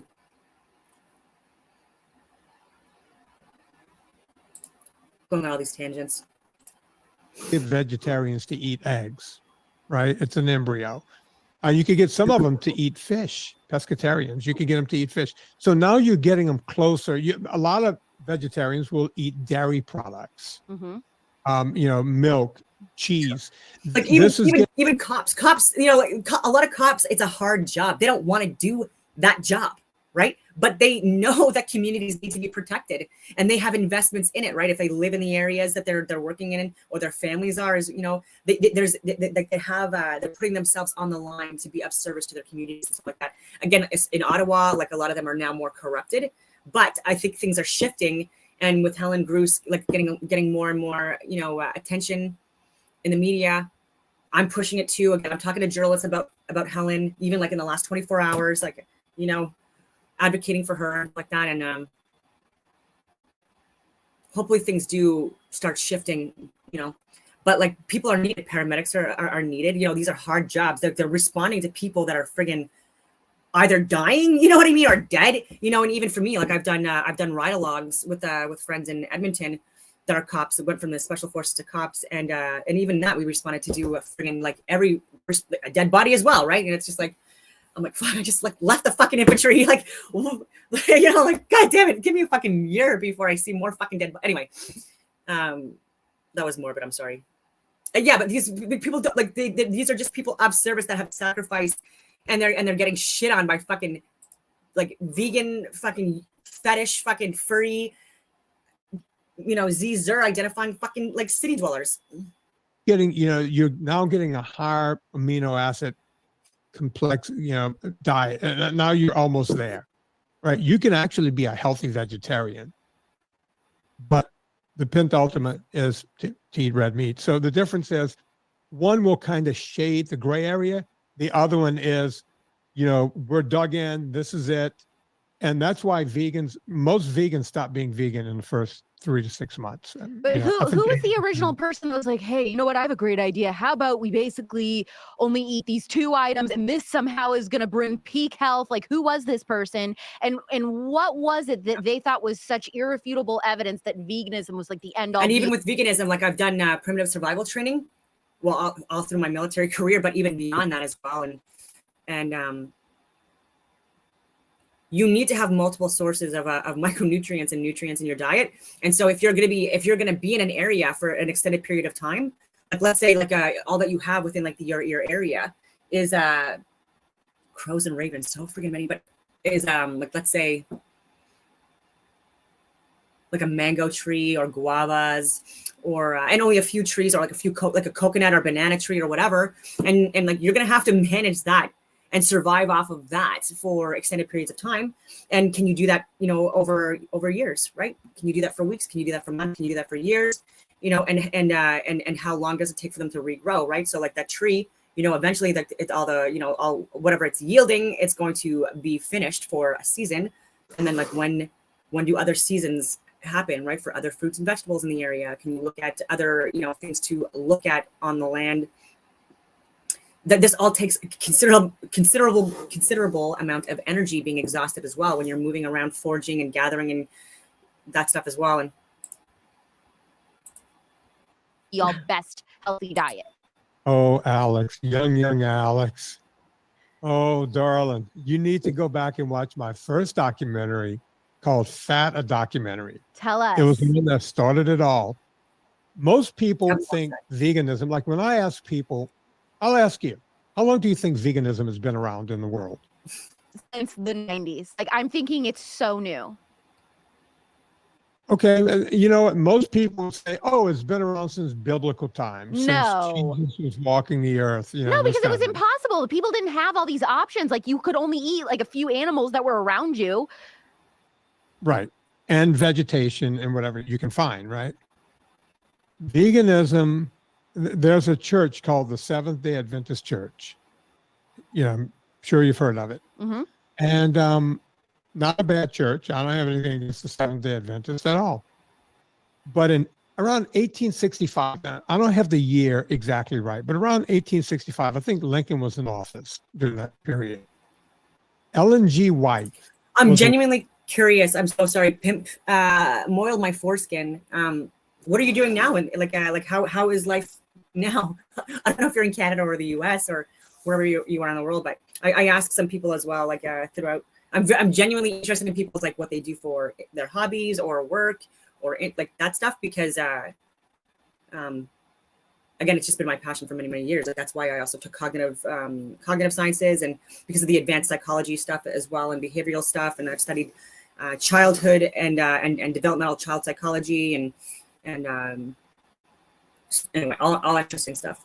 And so I do know people that have also come from like humble beginnings and stuff like that, and that, you know, became huge. Like I even know like one guy that I was talking about just the other day. We've deployed together, you know, I've known him for decades, and he's in the area, and he's Black, and he was also a minority when we were in Edmonton. Fun fact, even decades ago, or I guess like not decades, I'd say like between the 2006 to like 2012 or no, even 2011 period. And then I was posted out for a bit, but then he's also working in other areas that I've worked in even after that. And again, like I see him all the time. And anyway, I love the guy. He's literally like a brother to me. I've known him for like 20 years. And then another friend of mine that works in the industry, he's ex friggin' CFL. I can't even say his name, but like this guy, like he's solid. And he also comes from humble beginnings, and he's a friggin' millionaire. And he's been a millionaire for years. Like he's set up, like he has investments and properties in Florida, you know, and freaking way richer than me. It's like, anyway, multiple businesses. He has multiple businesses out there. The woman who worked for the, you know, she was like an upper echelon in the church. And she woke up one morning and she said, Jesus came to me last night during my sleep. Now, red flag number one. Yeah, well, look, if I woke up tomorrow morning and I tell my wife, Jesus came to me in my sleep, she would have me committed by noontime. You know, we need to get help, honey. Yep. It's going to be okay. No. But in 1865, Ellen G. White said, Jesus came to me in my sleep. And instead of having men in white coats come and haul her away, I can't even share that, but that's hilarious. What did Jesus tell you? And she said, Jesus said that we shouldn't eat anything with a face. So any animal that can look at you, any sentient being, we can't eat that. Well, that was a problem because we didn't discover the first vitamin, is what it was called, when a German person discovered it in around 1920, 1925. I can't really remember. We discovered the first vitamin, and then we discovered that there were 12 more. So there's 13 vitamins in total that we need to sustain life. So anyone who tried to become a vegan back in 1865 could not do it in actuality because you would die. You would die from veganism. But by the 1950s, we were coming up with exogenous vitamins, you know, Centrum, if you will, you know, just some kind of way for people to get vitamins because we had discovered all of them. Now you had a small cult of people who said, oh, we can live this way and just take these exogenous vitamins. But it really did not take hold until the 1960. Well, Ancel Keys came around when Eisenhower had a heart attack and said, okay, it was because he was eating red meat. And that was the 60s. No, that was 1957. Okay. And in 1957, Eisenhower had a heart attack.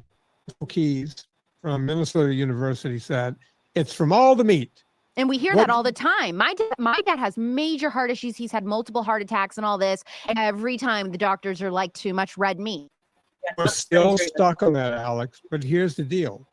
The part that Ancel Keys left out was that Dwight D. Eisenhower smoked north of 3 packs of cigarettes per day, every day. Let's not look at that as a reason the guy had a heart attack. Let's look at the fact that he also ate red meat. So did every other American. So Ancel Keys started going down this road. In 1968, the left was running for office. And as the left always likes to do, and I think it's a brilliant thing to do. Hey, let's give people a lot of free stuff and they'll vote for us. It works. They've been doing that since the beginning of time. So the right does their own things, like, hey, let's make everyone scared and they'll vote for us, right? And so both parties have their thing, right? And they work like a charm. So the left went, okay, we need to give people some more free stuff.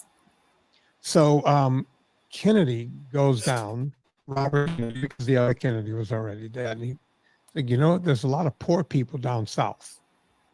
So we're going to create food stamps. But we can't just create this willy-nilly. If I want to run in a couple of years, I have to do something really big. So they started something called the McGovern Committee. So McGovern sets up this committee, and they're going to study hunger in America. And of course, within a couple of years, they figured out, oh, wait, we can now give people food stamps and no one will be hungry. Well, people are still hungry, by the way. So, and we still have food stamps. We call it something else now, but it's still there. Nonetheless, the McGovern Committee met from 1968 to 1978, 10 years. 10 years. Now, let's think about that. We just had the committee for the September 6th. That's so weird. There's a guy I talk to every now and then. It used to be a little bit more because I've been busy, but like I think he does real estate too in New York, and he's yeah, I'm not signaling people out. He's black too,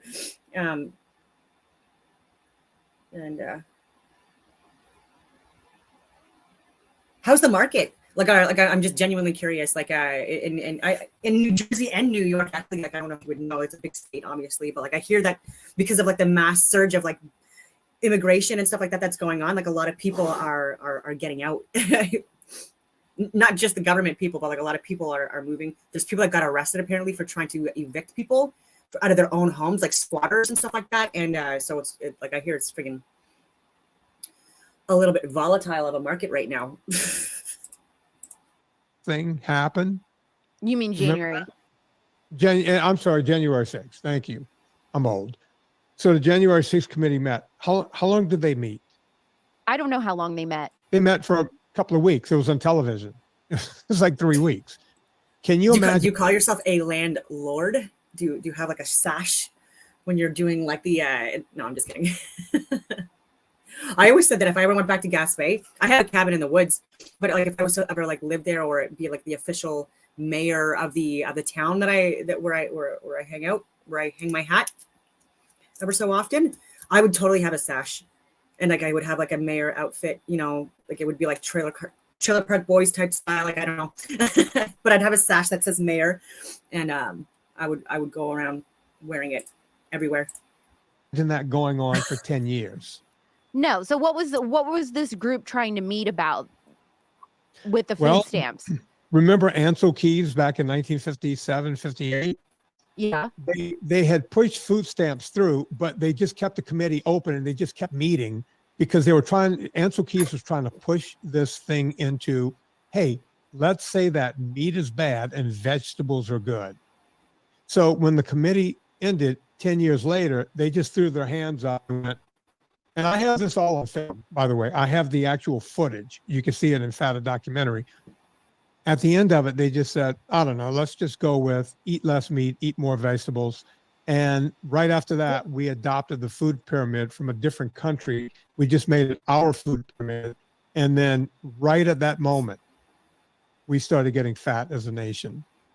The whole food pyramid scam is one of my absolute favorite rabbit holes to go down, because once you find out how the government lied about that, then I think it really makes sense. Oh, well, they lie about all these other things too. Big food is no exception to all the other lies that were sold by the government. And I know that my audience definitely believes that. So you decide to make this documentary. Was it because you just saw how popular in the mainstream and pop culture and everybody was making veganism, making it seem like it was just this victimless thing, it makes everybody healthier, and you just knew that wasn't true? Or what wasn't adding up for you that made you feel like I have to speak on this? Meaning the first movie? And just to be clear, the guy I'm talking about, he wasn't. He's in Edmonton with me. We've deployed together. We served in higher levels of the military together, and still hang out and stuff like that. He's a weapons tech. and was then as well, and deployed, like, again, like, so invaluable. You need a weapons tech in the infantry everywhere you go. You know what I'm talking about. If you're in the friggin' infantry, like, you need the friggin' maintenance crew. You need like the service support. You absolutely need it in order for anyone to function, right? Like, if you have any issues with your firearms and stuff like that. And he knows literally all the specs on literally every friggin' weapon system, obviously, which is why he was selected to go where he's working now for many, many years. And he can even get out like in any friggin', like, any gun job he wants in the world, like, after he gets out. And I'm sure like he'll be a friggin' millionaire, like, with his skill sets. Brilliant. And he even like, he's even put together like reports and stuff like that, and made assessments and testing on firearms. Anyway, I can't even talk too much about it, but like, this guy, like, is friggin' good to go. Loves guns. Hates Justin Trudeau. So that's why I also can't say his name. Well, he dislikes, he doesn't hate anyone, but he just is very disappointed in him because he also knows stuff that other people don't know in the mainstream. Yes, sorry. Yeah. So I was out in Hollywood, and people, you know, the podcast got really popular. My book, Fitness Confidential, became a big deal. And, you know, I was on talk shows and everything, and everyone's like, you should put all this together. You have all this knowledge, put all of this together and do a documentary. And I was like, I'm not a filmmaker. Well, one day I was leaving the Adam Carolla show, and the guy that was coming to take my seat for the second half of the show, he said, hey man, I'm a big fan. I've lost a lot of weight, you know, following you. And I was like, oh, geez, thanks. And we traded numbers, and he called me. I called him because I looked him up, and he had just done a movie on a documentary on the band Chicago. And guys my age, we grew up on that band, right? And I was like, oh my God, this is great. And I called him, said, man, great documentary. And then I had him in to do a show with me, and he said, you know, you should really do the documentary. And I said, Peter, I have no idea how to do it. He goes, I'll do it with you. I said, I don't have the money to do that. It's a lot of money. I mean, everyone's telling me it's $500,000. He goes, we can do it for $150,000. I will work for free. You know, we both know people in Hollywood. We could get camera people to work for free. Let's put this together. So I said, 150, that's still kind of steep. I don't know if I want to part with that kind of money. And he said, well, let's crowdfund it. And so we crowdfunded it and got well over $250,000. We were asking for 150 and got $250,000. And we were off and running. And we did this first documentary. It was picked up by Gravitas Ventures. It was put out around the world. I would be on airplanes, and I would see my documentary up there. And I was like, oh my God, I can't believe. I would show everyone on the airplane sitting next to me. It's like, and there was a young girl like you sitting next to me one day with the headset on. And I'm sitting on a plane. I'm like, honey, let's in the United States. I'm going to see if there's any other videos that, like, I thought this was going to be more like introducing like research and stuff like that. Like, there's a lot of anecdotal stories in here. So I just looked at some of his older stuff. I haven't seen this video yet.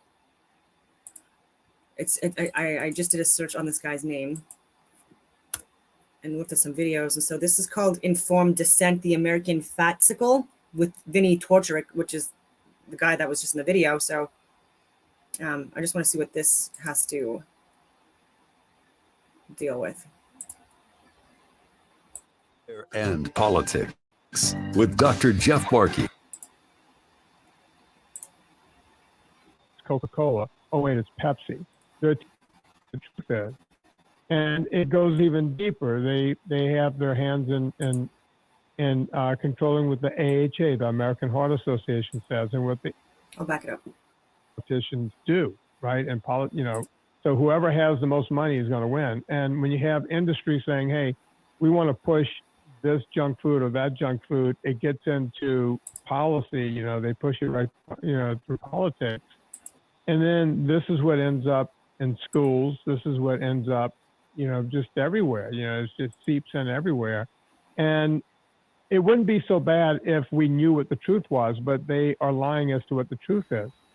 And it goes even deeper. They have their hands in controlling what the AHA, the American Heart Association, says, and what the ADA, the American Diabetic Association, says. And when you're a guy like me and you start diving into this, I've been doing this for, you said 30 years, almost 40 years now. You start learning pretty quickly, wait a minute, they're telling type 2 diabetics to eat more sugars and more grains and telling them it's okay. Well, who's and maltodextrin? So I've talked about other glucose replacements or sugar replacements that people are thinking are the answer because like, oh, this is going to save us from getting diabetes. And like, why is diabetes such a freaking pandemic all over the freaking world?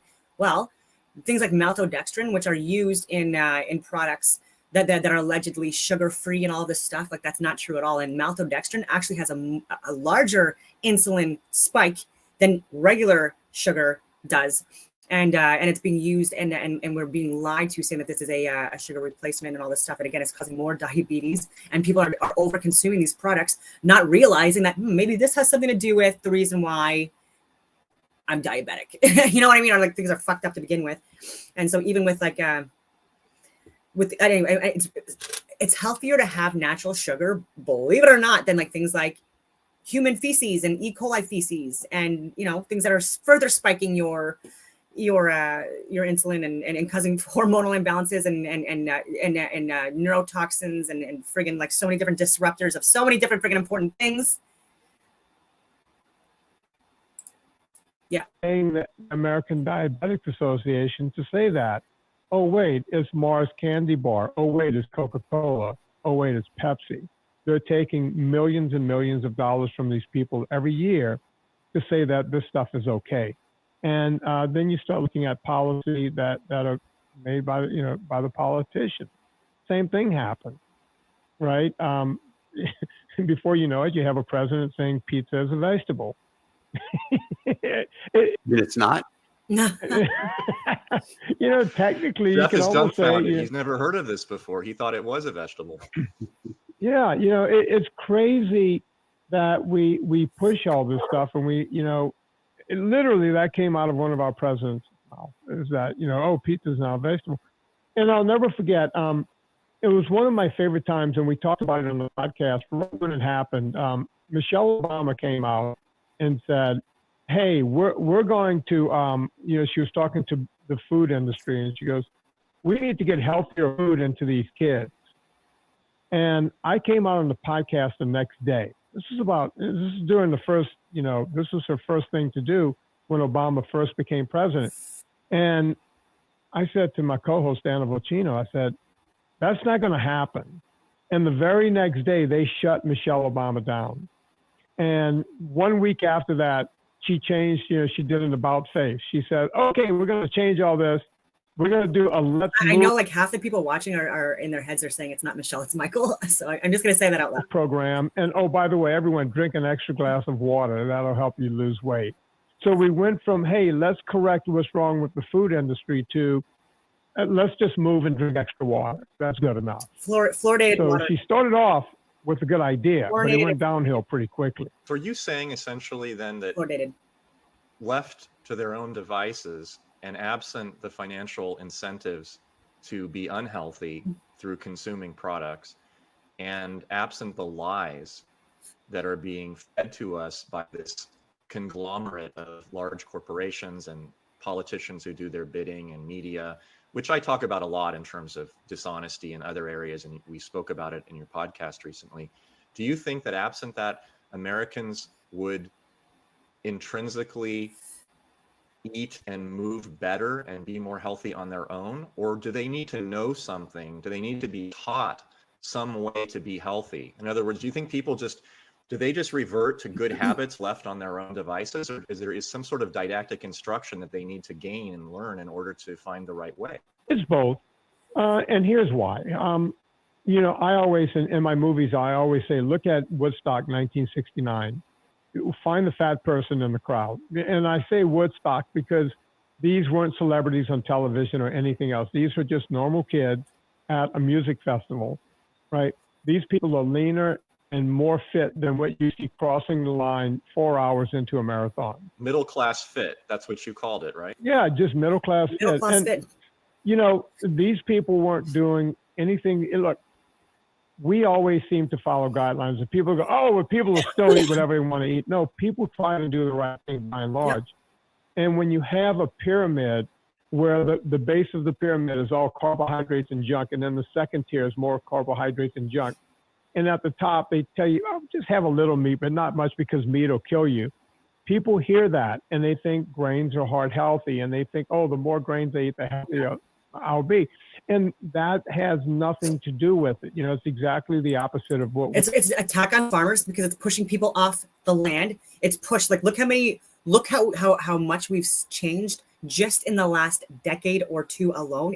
It's alarming, the amount of the stats in comparison of relative comparison of rural versus city and or suburb areas within Canada, because people can't afford it now to actually help manage the land. And even this year, my sister's chicken feed farmer had to shut down, and he was providing chicken feed and local farmers and rural people with supplies, like even hay and stuff like that, for generations. Like, I mean, it was within his family for generations, and he's very old, and he had to shut down, and he still had years in him, because guess what? People in rural and farm areas, they're also in their friggin' 90s out doing the work. So even my great grandfather, like, he was in his friggin' 90s and still, like, out at the friggin' barn every friggin' morning feeding animals and stuff like that, multiple barns, but like anyway, and feeding and supplying people within the community, right, with like with food, and so not lazy people, decent, hardworking, good people for the most part, right? Just like people that are working within NASA, believe it or not, the majority of them are actually good people. Shocking. It's that people at the high end, again, which was mentioned before, it's like people that are like in these initiated groups that are just, initiation just means they're told the truth. They're like, hey, this is all fake. This is all bullshit. We're stealing from everyone. Okay, but keep this going, because there's a lot of fucking drug addict pedophiles that really like this, and like the yachts and the lifestyles and stuff like that. So let's just keep this going, right? And what they're doing is they're targeting the best of the best within Canada, that if they were left to their own devices would realize the reality of the world and likely do what I'm doing and speak out on it and make it where they wouldn't be able to do the stuff that they're doing anymore, right? The people that open up the Wizard of Oz curtain, that's me, right? And people like me, like Jeremy, like Tamara Leach, like, people watching this, people that are actually that have the balls to actually like listen to possible, even if it might not even be true to you, you know what I mean? That's fine too, but like alternative information than the mainstream media or what the majority is saying, or thinking. And because like even nowadays, like thinking critically is just, I don't know, it's not common anymore. This whole term like common sense, I don't know where the fuck it's coming from.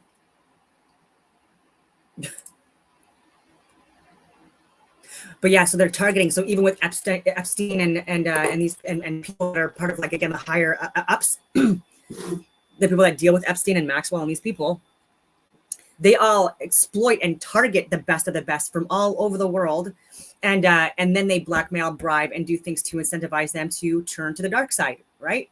And it sucks because we need them. Like these are the people we need. Like the astronauts now that are so talented in other ways, right? Like they're just like, instead of lying to us, like why don't you actually fucking? I just wish they would have stopped and said like, no, I'm not doing that, and I'm gonna call this out. Like, why didn't that happen? We should be telling people. So it's a real problem. And, people will follow along with what you tell them to do. It won't happen overnight, but it took us 50 years to get where we are now. It's going to take 50 years to get back. I won't be alive by the time we go in the opposite direction. I'm just hoping to make, some kind of dent. Well, Vinny, let's get real here for a minute. We're recording this podcast in the evening. What did you eat today? Oh, okay. This morning I had 4 eggs. I grated some cheese into those eggs and I put an avocado in there. I did an avocado. Okay, so hang on a second. So tell me about these eggs you ate. Were they pasture raised, organic? No. Are you talking about Don Bennett? Is he an astronaut, or I thought he was like maybe an astrophysicist? Whatever. But yeah, he's definitely like on the spectrum, and I mean that with full like even people in my family being on the spectrum. I'm not dismissing it. It could be a vaccine injury, because even that is a actual vaccine injury that I can show you that has been reported. But I actually know people personally. Like I know someone personally that is an astronaut now, and so definitely not someone that is dumb. Like he was even in school. He was like that's like literally one of the smartest freaking guys I've ever met in my life. Engineering types, all of that stuff. And then even beyond that, like went even beyond with his academics and further pursued excellence in academics in the field. And he was incredibly fit. So he was even on the Sandhurst team with me, which is like this obstacle course team where there's like 1 female and 9 male, like that compete, and then backup and runners, like 3, like 2 men and 1 woman, all have to like be able to do the same stuff and be at the same standards. And but it's just in case people get injured. But anyways, and part of that team, and he was again like elite level fitness.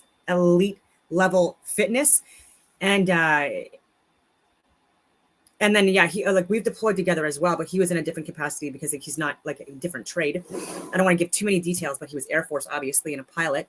But he was working with my battle group, and so, anyways, yeah. So I think that, like, again, like I just wish that he was on the right side of humanity. But I've tried reaching out for years, telling him that the fucking Earth is flat and that space is fake. I've shared like literally, like I can't even make this up. Like I've tried even on LinkedIn of all places because he wasn't reaching out or responding to like other means, and he was gone for like over a year.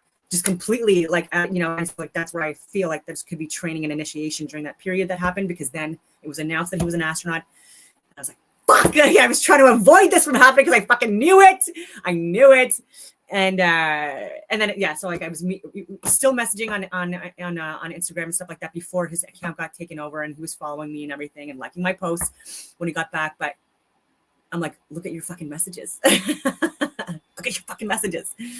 And then it was too late, because then it was announced within like a week later that the Canadian Space Agency took over his account. I shared, and you can look at this stuff yourself. I'm not making this stuff up. I don't want to say his name because I don't want to single him out.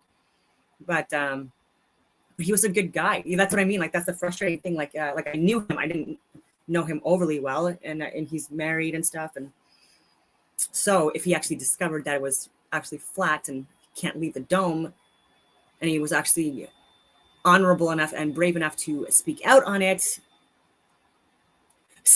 Yeah, Don Pettit. Yes, you're on the same page with that. Like, but yeah, and even that girl that they have as their spokes rep for NASA, like she's definitely not smart at all. Like, and then she's even said like, I have sex with people I shouldn't have sex with. Literally, she's been like, these are her interviews, like talking about science, you know, and space and stuff like that. Like she says the craziest things, and it's like, what are you fucking talking about? Like, and what does that have to do with anything? You're making me so uncomfortable, lady.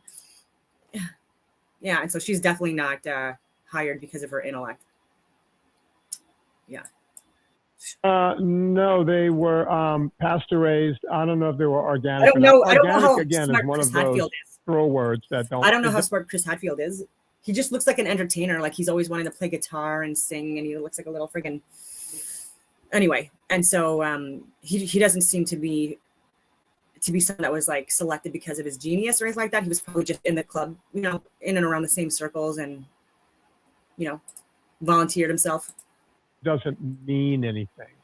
So I don't buy things based. Pasture raise is important, right? Chickens are roaming around. They're not locked in a cage where they're grain fed and force fed to fatten up. They're not eating their own feces, you know, and I don't like factory farm. I'm not a fan of factory farming whatsoever. And to be truthful, that needs to be corrected. You know, it's a real problem. Factory farming. I don't know if you can hear him. That's disgusting. And there's people coming in from other countries that's on Canadian soil and American soil, and they are torturing animals. People are sharing the videos. They're putting them in friggin' like disgusting slaughterhouses, and how they're treating these animals. Even in transportation, animals are dying during transport. They're not properly hydrated. There are too many in the friggin' cages that they're putting them in and stuff like that. It's crazy. Like where we would put like one animal, like people are putting in like fucking 5. Like I just can't with this. And it's like, and they're spraying and polluting the friggin' soil in the atmosphere as well, and abusing animals. And when they're killing them in these slaughterhouses, it's so disgusting the way they're doing it. Like they're just putting them on these friggin' hook things and like, oh my god, putting them on, like I just can't even talk about it because like it just fucking infuriates me. And these need to be shut down. And guess what? Like my sister, who's also a subsistence farmer, like a little farm for her and the family and the extended family a bit, but like she's also been talking about this for years about the extreme mistreatment of animals. And not even just ones that we eat, but even horses and stuff like that are so friggin' mistreated. It breaks your friggin' heart.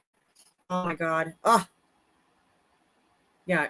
And so, where are the friggin' vegan protesters in these areas? Me and my sister and like people we know, farmers and people in rural areas, we're trying to fight this, because they're also taking over our customers, their customers, and then ruining our land in our country, and I'm talking about the soil and stuff like that too, and then abusing our animals. Like, what the fuck? Like, less of that, please.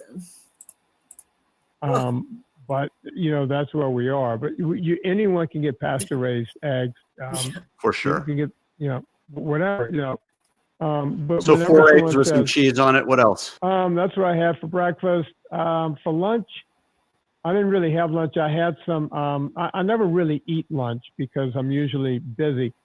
I had some Parmesan cheese. I had a bunch of black Kalamata olives, and I had a double espresso with some heavy cream in it. That was it. And and I had a scoop of coconut oil. Nice. Excellent. And then for dinner, I just ate it like about an hour ago. I had 1.5 pounds of ribeye. And again, oh no! I cooked it. I grilled it in butter, and I finished it in the oven, and that's the way I did it. So wonderful. Was the ribeye grass-fed beef? And do you think that's important? It was grass-fed, grain finished. Yeah, again, factory farmed meat is not a good idea. Unfortunately, don't eat it if you can. Let me put it to you this way: if you can. It's not that it's a bad idea. It's what most people can afford. So I'm saying if you can. That's what I'm saying. If you can. I'm lucky enough. I've we don't have kids in the house anymore. We're empty nesters. We've invested. Well, I can afford to eat a higher grade of meat. But I tell people to do what you can. Yeah. And even at my level, we eat a lot of ground beef around here. I can't just eat steak every night. My wife is gone, so I'm just living large right now. She had to go visit relatives. So you mentioned you cook the steak in butter. And so I'm assuming important to you are healthy fats, avoiding processed vegetable oils and seed oils that are very inflammatory. Yeah. Seed oils, boy, that's another whole abomination. Mm-hmm. And I would like to say I was early money on seed oils, but I didn't know much about them. One of the first people to come on my show, and she would be a great guest for you guys at some point, very intriguing Dr. Kate Shanahan. She came on my podcast about 10 years ago and started talking about these seed oils and, omega-6s, being higher than the omega-3s. She was one of the first people to do this because I was yelling about inflammation from grains and sugars and processed foods. And Kate Shanahan opened my eyes to the seed oil thing and started looking down that road. And boy, I mean, that's another whole problem. Yeah, it really is. And, listen, I preach what you're talking about, and I've got a daily Instagram where I put out a health message. I work really hard with my patients as a primary care physician to get them off, not on medication, and get them eating clean. Too much sugar, too much inflammatory seed oil and vegetable oil, not enough healthy fat. They focus on all the wrong things, and it takes some time, but they do come around. Yeah, and so when people are saying like, what is it, carnivore breath or whatever it is, or flesh breath, whatever, I'm just like, my breath is fine. It's fine. You know what I mean? And I have proper hygiene and I have great teeth. Well, to be straightened at the top, I had braces for a bit, but where was I going with this? The bad breath is created by, like bacteria. And then like the fecal and other byproducts and stuff like that, and even the respiration of good and bad gut bacteria and all that stuff. And so like when your gut microbiome is properly managed and you have more good bacteria and stuff like that, and have a healthier lifestyle and try to avoid like things like the seed oils, that disrupt your microbiome and cause your breath to smell more, or where you have like more buildup of plaques and stuff like that, and or like those smelly farts and smelly burps and stuff like that, right? To people that actually have a healthy diet, it's actually healthier. And then drinking water, I filter. I live on a well now, but when I was living in the suburbs, even like I absolutely filtered my water, and I drank alkaline water as well. And so, because like that is also important, like that, like water, like the source of water, and even with hydration, to be closer to our hydration, like water molecules that we need for life, like for the human body, like that we're made up of, like roughly between like 60 and 70% water. It's more of like a plasma fluid water, H3O2, and the closest to that is within fruits and vegetables. So like that's why I'm also saying, like, I'm not just saying eat meat, I'm saying also, like, yes, eat fruits and vegetables, you know, as well. I do as well, and try to get organic if you can. I know it's way more expensive now, or if you're in areas where you can, just drive further out from your city or your suburb areas, and there's places, honestly, where there's market areas where, like, every weekend, you know, and more so obviously in the summer and the fall, and then just like bulk up and then do canning and stuff like that and do that. And there's also butchers, so you can just like Google the closest butcher to me, right? And then if you have the resources, you know, like a vehicle is what I mean, and like the money for gas, like you can go further out. Maybe it's going to take you a 2-hour drive to get to a butcher or a local farmer. You know what I mean? But like, is it worth it? Like to do that maybe once a month or once every 2 months and stock up, and then and do that. You know, that's also things that could assist. And we are, oh yeah, because we're electromagnetic beings, and we like hydration is important in order for us to manage that energetic flow. Without friction. And it tastes better too. So like you, I don't hesitate to eat eggs. They're easy, they're nutritious, and very healthy for you, assuming that it's not a farm-raised or rather industrial-raised chicken that's been fattened up with antibiotics and so forth. And most markets sell these things. So it's great you're doing this work. There's not enough people that are doing this work. Where do you actually train people? Where are you located? I don't actually train people anymore. I had for almost 40 years, 30 of those years out in Los Angeles, at some point. Where I had the luxury of working with celebrities who can basically afford whatever they wanted to afford. But then I moved to Central Virginia about 2 years ago, right before the pandemic. We got to Central Virginia. But I stopped training people, you know, in 2015, 2016, I think. I was down to one client in 2016, and I didn't have the heart to tell him that I wasn't training people anymore. It was Howie Mandel, one of my favorite human beings. And you know, we were such close friends that I stopped training people a year earlier. There were two other guys. One was a rock and roll star. I don't mention many of my clients. I also think he was one of the people that was like planting seeds, and again, whether he knew it or not, with like the whole germophobia stuff. Like I totally. Like I was like, why are people overplaying this so much, you know? And like, and boom, pandemic, right? And so again, this was chess. There are seeds that have been planted for literally decades and generations. And so if you're surprised, like, oh, there's no way that people were born into, and it was decided before they were even born, like what characters and roles they were going to play and what positions they would be in, and what, like, no, that's exactly what I'm saying. That's exactly what I'm saying. Names. I mentioned Howard because people knew of our relationship. And the other one was a pretty famous rapper. And people said, well, how did you end up with a comedian, a rapper, and a rock star? And I said, well, Howie was off doing, they had moved America's Got Talent to New York, so he was gone a lot of the time. The rock star was always on the road, and the rapper was always on the road. So I didn't have to see him that often, but I was down to those three people. And then at some point I had to explain to all of them, I'm sorry, after almost 40 years, I'm not doing this anymore. I was onto the podcast and doing the movies and you know, the Vitamin Company and everything else had kind of taken off. Vitamin Company, tell me about that. I started purevitaminclub.com in 2007. I was an ultra athlete. I used to do these 500-mile, 700-mile nonstop bicycle races. And I was at the top of my game, even in my mid-40s. And I got called off of my bike one Saturday while I was training. I was on a 12-hour training ride to find out that I had leukemia and I had to start chemo by Monday. Now, I knew there was a problem because I'd gone in for a bone marrow biopsy, you know, the week before that. And I got that news Saturday, and they said, no, you're beyond stage. You need to get on this stuff immediately. And your doctor saved my life, you know, bottom line.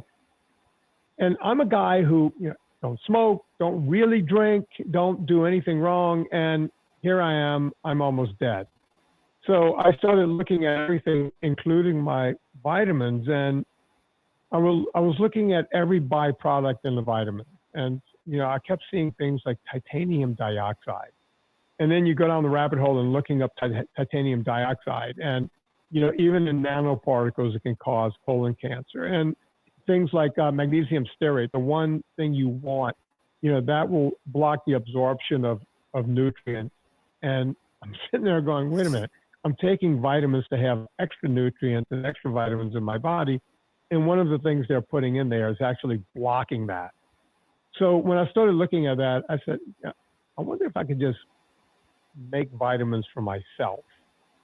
And I started talking. I got a couple of scientists from Amgen to work on the side to help me develop the cleanest, purest vitamins on the planet.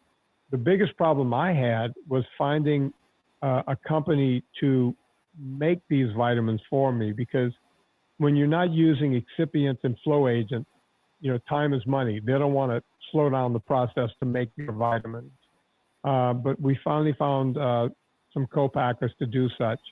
And Pure Vitamin Club was created, and it's taken off from there. So it's called Pure Vitamin Club. Yeah, I'm not going to sell a product for this guy, but even with micronutrients like multivitamins or vitamins that people are buying on Amazon, I'm guilty of it too, and or from Walmart or for like other stores. You know, it would be recommended to go to even healthcare stores nowadays, but look at the ingredients and the contents of even the casing around like some of these pills and other things that are being consumed. And then even with like the quality control, it's like not there for a lot of these companies like you think it is. Honestly, it's terrifying. And like not a lot of like regulations or regulatory bodies that are doing third-party testing of these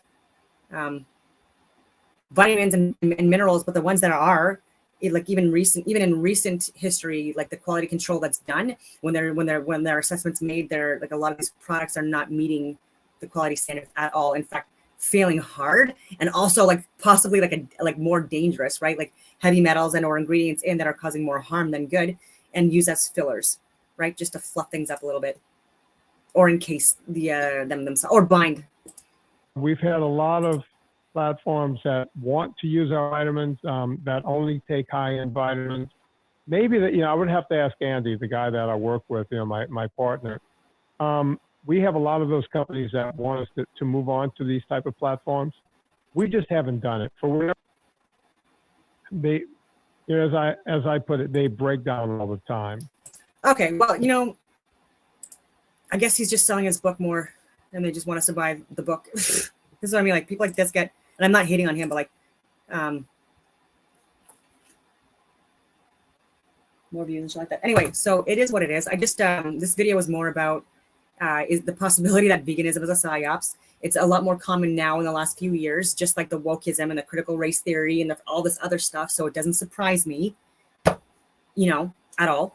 And there's strong arguments for it, and there's strong arguments against it, you know. And I'm saying like living a more balanced, moderate lifestyle, you know, would be better than hating on people from either group and going specifically on other truthers' pages and showing them. And, you know, I've been guilty of it as well, right? Because even with Old World Florida, like I commented on his, but again, I was defending myself. Like on his video, he was literally slamming meat eaters, right? Like the whole friggin' video was about that, right? And then like, you know, like, and claiming the Bible also says it and stuff like that as well. And so it was more of a rebuttal, you know, with an open-ended, like, hey, I'm willing to discuss this on your show with you, or you can come on my show, even though I have shitty reception, or we can talk over the phone and I can, you know, we can discuss this.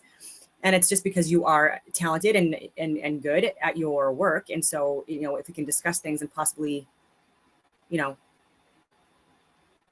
get it out there, like what our arguments are, like with each other, then, you know, I don't know. I just think it would benefit.